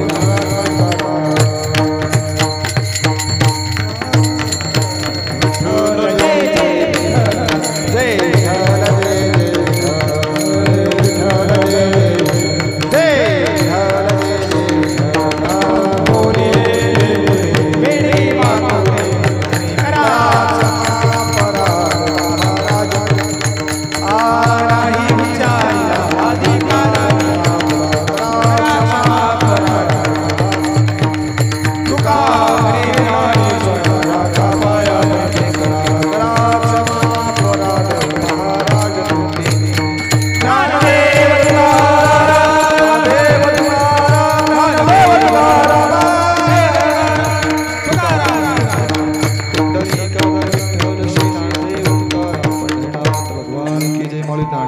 महाराज आणि कृतार्था वसुंधरा पुण्यवतीच्या तेनं आज या ठिकाणी हा जो काही वर्षश्राद्ध पुण्यस्मरणाचा कार्यक्रम आज ज्यांचं कीर्तन आपण पाहिल्यानेच एकदा महाराज येऊन गेले इथे निघोजला, परंतु सर्वांना ज्ञात असेल नसेल, परंतु महाराजांनी काय तर आज ही जी काही खूप सुंदर अशा प्रकारची सेवा केली त्यामुळं पुन्हा झांबरे महाराजांचा लांबचा प्रवास होता, रात्रीच का प्रवास करून ते या ठिकाणी वेळेवर आले, आनंद वाटला. त्याचप्रमाणे विशेष महत्त्व करून की जे कुठेही जात नाही, माझंही सुद्धा ज्यांच्यावर नितांत प्रेम, खरोखरच काय तर नितांत वैराग्य जर पाहायचं असेल तर माझे परमस्नेही मी ज्यांना श्रेष्ठ मानतो पृथ्वीराज महाराज जाधव. तुम्हाला सांगतो एका काळामध्ये अवघा महाराष्ट्र कीर्तना प्रवचनाने का तर त्यांनी खूप का तर फिरले, पण तो काय वैराग्य असेल. बरं, सुरुवातीला नेमकं भामचंद्र डोंगरावर 4-6 वर्ष अभ्यास करावा, गाथा पाठांतर करावं, कथा कीर्तनं करून खूप लोकांना एक वेगळाच आनंद मिळत होता. त्यांचं कीर्तन म्हटल्यानंतर डॉक्टर, इंजिनियर, जेवढी माणसं ही सर्व माणसं आसुसलेली असायची. परंतु महाराजांनी ठरवलं की मी जसा समाजामध्ये मान्य झालो तद्वत की मी सुद्धा सर्व परीक्षेमध्ये महाराज उत्तीर्ण झाले. घरादाराचा त्याग केला. त्या दिवशी त्यांनी सांगितलं मी पिंडदान करून आलो. पुन्हा घरादाराचं तोंड, भावांचं, आईचं, बहिणीचं कुणाचंही काही संबंध नाही. नेमकं डोंगरावर तपश्चर्या करावी. सर्व एक काळ असा होता की संपूर्ण महाराष्ट्र दुमदुमून गेला होता. पुन्हा परिसर जर मुळशी तो भाग जर पाहिला तर आजही लोक इतके त्यांच्या भेटीला दर्शनाला येतात. परंतु त्यांनी जसं सर्व परीक्षेमध्ये मी उत्तीर्ण झालो तद्वत एक परीक्षा मला द्यायची होती, ती म्हणजे योगक्षेमम वहाम्यहम, की मी काहीच न करता फक्त ज्ञानोबारायांच्या दरबारात पडून राहतो. दररोज ज्ञानोबारायांच्या समाधीला डोकं लावतो, अजान वृक्षाचं दर्शन घेतो आणि आळंदीमध्ये मला वास्तव्य करायचं. खरंच परमेश्वर योगक्षेम वाहतो का? आज मी तिला महाराजांचं जर जीवन पाहिलं तर तुम्हाला सांगतो एका सतरंजीवरून दुसरं त्यांच्याकडे कोणताही संग्रह नाही. तुम्हाला मला जास्त माहीत नसेल, आमचे पिंपळवंडीकर मंडळी आलेले आहेत, बोरीचे लोक आलेले आहेत, ते यावे म्हणून खूप अट्टहास करतात. परंतु महाराज आळंदी सोडून फक्त नियम एवढाच की दररोज समाधीला डोकं लावायचं, प्रदक्षिणा करायची आणि आपल्या खोलीवर चिंतन करत बसायचं. परंतु महाराजांचं माझ्यावरही प्रेम, माझंही त्यांच्यावर प्रेम असल्यामुळं महाराजांना म्हटलं महाराज की असं वरखडे कुटुंब माझ्यावर का तर खूप प्रेम करणारं आहे. माझ्या तब्येतीबद्दल नेमकं का तर खूप अशा प्रकारे काळजी वाहतो. त्यांनी माझी तब्येत बरी नसल्यामुळं बरेच दिवस पुण्याला ॲडमिट होतो. मुंबईला कुठे जायचं जर झालं तर माझ्याकडे वाहन वगैरे नाही कुठे प्रवासाला. त्यामुळं नेमकं का तर त्यांनी स्वतःची गाडी मला का तर वापरायला दिली. महाराज तुम्ही का तर एसटीने प्रवास करू नका, ही गाडी घ्या. नेहमी डॉक्टरकडे जावं यावं लागतं. तर माझ्यावर अशा नितांत प्रेम असणारं त्यांच्या मातोश्री नेमकं योगायोगाने महाराजांना आग्रह केला. दोन्ही महाराज या ठिकाणी आले, तुम्ही आम्ही सुद्धा सर्वजण आलो. सर्वात मोठं म्हणजे की पृथ्वीराज महाराज आले, झांबरे महाराज आले.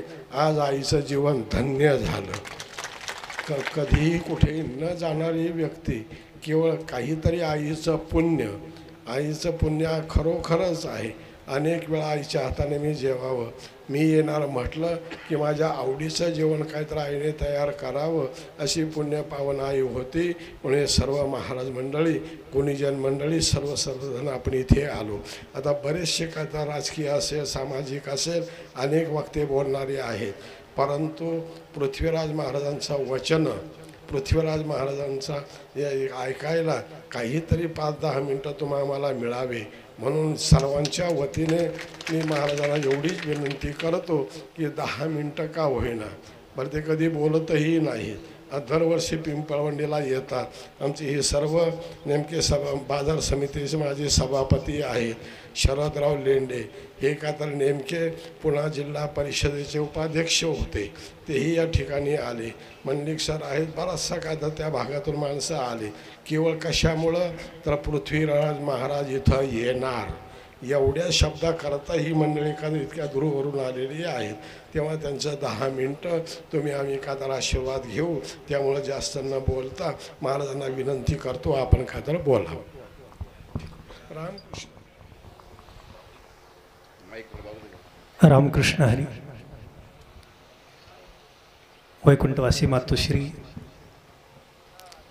सुमनबाई शिवाजी वरखडे यांच्या प्रथम पुण्यस्मरणाच्या निमित्तानं आपण सर्वजण इथे उपस्थित आहोत.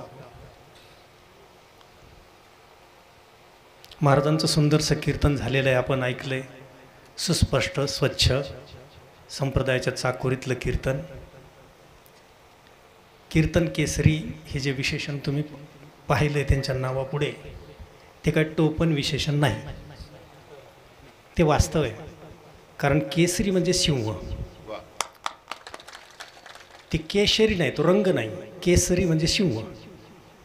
आणि त्यांची गर्जना सिंहासारखीच असते. मला त्यांचं गायन खूप आवडतं, कीर्तन आवडतं. 16 वर्षानंतर तुमच्या समोर आहे.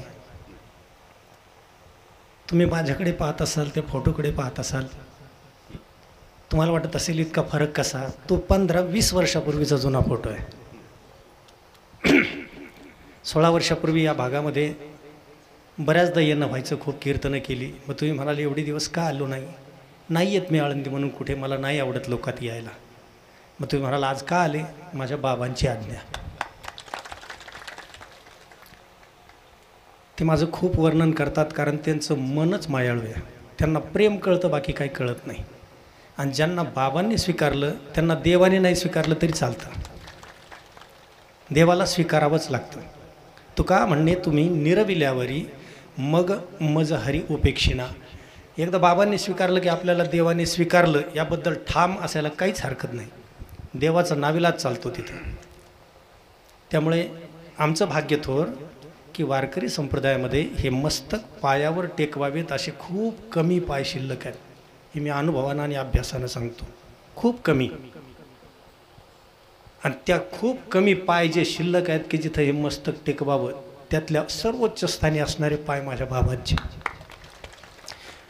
तुम्ही भाग्यवान आहात सर्वजण की तुम्हाला बाबांची सेवा करायला मिळते. बाबांसारखा साधू तुम्हाला जीवनात प्राप्त आहे, भगवंतानं मिळून दिला आहे. यापेक्षा वेगळं काही करण्याची गरज नाही. काय बाबांसारख्यांना, आमच्यासारख्यांना अंतःकरणापासून प्रेम करणारी मंडळी मिळाली. आम्हाला सबस्क्रायबर नसतील मिळाले, आम्हाला लाईक कमेंट नसतील मिळाल्या, आमचे फॅन नसतील, पण आमच्या अंतःकरणातून आमच्या हृदयावर प्रेम करणारी माणसं आम्हाला आयुष्यात मिळालेली. त्यांची संख्या भले कमी असेल. आम्ही व्हायरल महाराज नाही. आम्ही संतांच्या वचनावर आणि पांडुरंगावर जीवन ओवाळून टाकलेली माणसं आहे. आणि त्याचं काय विलक्षण सुख असतं ते आम्ही अनुभवलेलं आहे. मी तुम्हाला एकच वाक्य सांगेल गडे, हे काही कीर्तन नाही. तुम्ही फक्त पांडुरंगावर प्रेम करा. तुम्हाला भक्ती नाही जमली तरी चालेल, बस. तुम्ही त्याला इतका जवळचा समजा की तुमचे गुण दोष, तुमच्या तक्रारी, तुमच्या अडचणी, तुम्ही फक्त त्याला बोला. पूजा 1 तास करण्यापेक्षा 5 मिनटं बोला तुम्ही त्याला. माझा अनुभव आहे, मी काही पुस्तकातलं वाचून सांगत नाही. 16 वर्ष झाले मी हा अनुभव घेतो. म्हणून पांडुरंगाच्या भक्तीच्या पलीकडे आमच्या जीवनात श्रेष्ठ असं काहीच नाही. आणि त्याचा परिणाम म्हणून सर्व मंडळी आमच्यावर प्रेम करतात. जी जुनी मंडळी, मला ऐकलेली खूप लोक इथं आहेत, खूप मंडळी आहेत. खूप त्यांनी आग्रह करायचा, मला किती वेळा लग्नाला या, कार्यालयाच्या उद्घाटनाला या, सोन्याच्या दुकानाच्या. म्हटलं मी नाही येत गड्या, काही म्हणा. पण बाबा म्हटले या. म्हटलं मातोश्री सुमनबाई खरंच श्रेष्ठ असतील, मला जावं लागेल. कारण सुमन शब्दाचे 2 अर्थ आहेत. जिचं मन चांगलं ती सुमन, आणि जिचं जीवन फुलासारखं ती पण सुमन. या जुन्या मंडळींनी खूप कष्ट सोसले, म्हणून आता सुंदर दिवस आहेत. त्यांचं पुण्यस्मरण केल्याचं पुण्य आपल्याला लाभणारे महाराज बोलले की ते अदृष्ट पुण्य आपल्याला प्राप्त नक्कीच होणार आहे, पण सामाजिकदृष्ट्या त्याचे वेगवेगळे परिणाम असतात. आपल्याला एक सिबिल माहीत आहे म्हणले की सर सिबिल तुम्हाला माहीत आहे, पण एकच सिबिल माहीत आहे. सिबिल 3 प्रकारचं असतं माझ्या मते. एक सिबिल जे माहीत आहे त्याला आपण आर्थिक पतनिर्देशांक असं म्हणू. हे बँकाचं असतं ना, त्याचं सिबिल खराब झालं, त्याचं सिबिल बरं आहे, तो एक आर्थिक पतनिर्देशांक. हे झालं एक सिबिल. दुसरं एक सोशल सिबिल असतं पहा, सामाजिक पतनिर्देशांक. माणसाचं समाजात पण एक सिबिल असतं. मातापित्यांसाठी, संतांसाठी, देवासाठी, समाजासाठी जर कार्य केलं तर सामाजिक सिबिल पण वाढत असतं. आणि तिसरं एक स्पिरिच्युअल सिबिल आहे, ज्याला आध्यात्मिक पतनिर्देशांक असं म्हणा. जेव्हा आपण अशी पुण्यकर्म करतो, आपल्या हातून जेव्हा साधूंची सेवा घडते, आपल्या हातून जेव्हा भगवंतावर प्रीती घडते, आपण जेव्हा भक्ती करतो, तेव्हा आपल्या आत्म्याची उंची वाढते. त्याला स्पिरिच्युअल सिबिल म्हणतात. माणसानं एक वेळ त्या बँकेतल्या सिबिलच्या चिंधाड्या उडाल्या तरी चालतील, होऊन होऊन काय होणार आहे, कर्ज द्यायचे नाही, मारणार आहे का कोणी दगडानं घरी येऊन?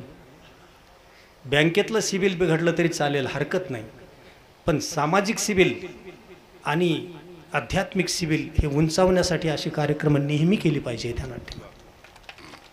ज्यांच्याकडे खूप पैसा झाला पण लोकमान्यता नाही, ती माणसं काही करायला लागलीत लोकमान्यतेसाठी. खूप प्रयत्न आहेत, अवतीभोवती तुम्हाला दिसतील, मला नामनिर्देश करायची गरज नाही, पण अशी सोन्यासारखी माणसं तुमच्या परिसरात आहेत ना, तुमच्या म्हणून नाही, महाराष्ट्रामध्ये महाराज की वारकरी संप्रदायासाठी अशी काही हिरवळीची सुंदर सुपीक बेट आहेत पहा. त्यातलं हे एक बेट आहे पारनेर तालुक्यातलं. याची सुपीकता मी पाहिलेली आहे. ही माणसं बोलत नाहीत पण हजार हजार कीर्तन ऐकलेली ही लोक आहेत. प्रमाण अशी पाठ आहेत, असे हुंकार देत होते ना खालून मस्तपैकी. महाराज म्हटले कळत काही नाही पण कळण्याचा खालून लगे म्हटले आपण आव आणतो. इतकं ऐकलेलं आहे, खूप ऐकलेलं आहे, खूप कीर्तन ऐकली त्या मंडळींनी. मोठमोठ्या साधूंचा रहिवास इथे झाला, तुम्ही सगळ्यांची सेवा केली. बाबांसारखा थोर साधू आपल्याला प्राप्त आहे, आपण भाग्यवान आहे. काही वेगळं करायची गरज नाही, सांगतो मी तुम्हाला. हो, कोणत्याही दगडाला शेंदूर दिसला की लगेच डोकं टेकवायची गरजच नाही. आपला तो एक देव करून घ्यावा, तसं आपला तो एक संत करून घ्यावा. ज्ञानोबा तुकोबा तर आहेतच, आणि त्यांची वाट ज्यांनी आपल्याला दाखवली अशी बाबासारखे महात्मे, त्यांनी माझं वर्णन केलं. त्यांचा तो मनाचा मोठेपणा आहे, पण त्यांचं जीवन त्याहीपेक्षा उच्च प्रतीचं आहे. आम्ही सांगतो ना, आम्हाला वेगळं काही करण्याची गरज नाही. आमचा साक्षात संबंध भगवंताशी जोडून देणारे संत पांडुरंगानं आम्हाला जीवनात आणून सोडलेत, आणि त्यांची सेवा तुमच्याकडून घडते. वरखडे कुटुंबाच्या चरणी मी नतमस्तक आहे. सकाळी गावातून येताना एक कोणती तरी कन्या आली, बिचारी कुणाची होती माहीत नाही. काय पित्या आजोबासारखं प्रेम, ती बाबांना बाटलीमध्ये ते एनर्जाल घेऊन आली, ते एनर्जी ड्रिंक. मला म्हणे बाबांना प्यायला द्या. म्हणलं काय भाग्यवान आहे ती मंडळी की ज्यांना इतकी प्रीती त्यांच्यावर निर्माण होते. आईबापावर प्रेम करीनात आजकाल लोक. त्यामुळं मला क्षमा करा, मी आता बोलायची मला सवय राहिलेली नाही, पण आजच्या या प्रसंगाला आता आलो म्हणजे मी वारंवार येईलच असं नाही बरं का. कृपा करून मला नका बोलवत जाऊ, कारण आता मी कुठलं वाहनही बाळगीत नाही आणि मला येणं खूप जड पडतं, आणि मला आता गर्दी सहन होत नाही. तुमच्याकडे यायचं म्हणजे ना, हो, पाकिस्तान ओलांडून आल्यासारखं वाटतं. शिक्रापूर, रांजणगाव भयंकर आहे सगळं. ते ट्रॅफिक पाहिली की माझा अटॅक असं BP वर खाली होतो. आता सहन होत नाही. 16 वर्षापासून मी जात नाही कुठे. तरी देखील तुमचे उपकार आहेत, पण माझं म्हणणं एकच आहे, आमच्यावर प्रेम करा नका करू, माझ्या पांडुरंगावर प्रेम करा, माझ्या संतांवर प्रेम करा. जगात तुम्हाला दुसरं काहीच करण्याची गरज नाही. जीवनाचा उद्धार झाला म्हणून समजा. हे भौतिक नोटाबिटा ह्या तुम्हाला मिळणारच आहेत. जिथं पांडुरंगाला तिथं लक्ष्मीला यावंच लागतं. ती पतिव्रता इकडे तिकडे जात नसते. रामकृष्ण.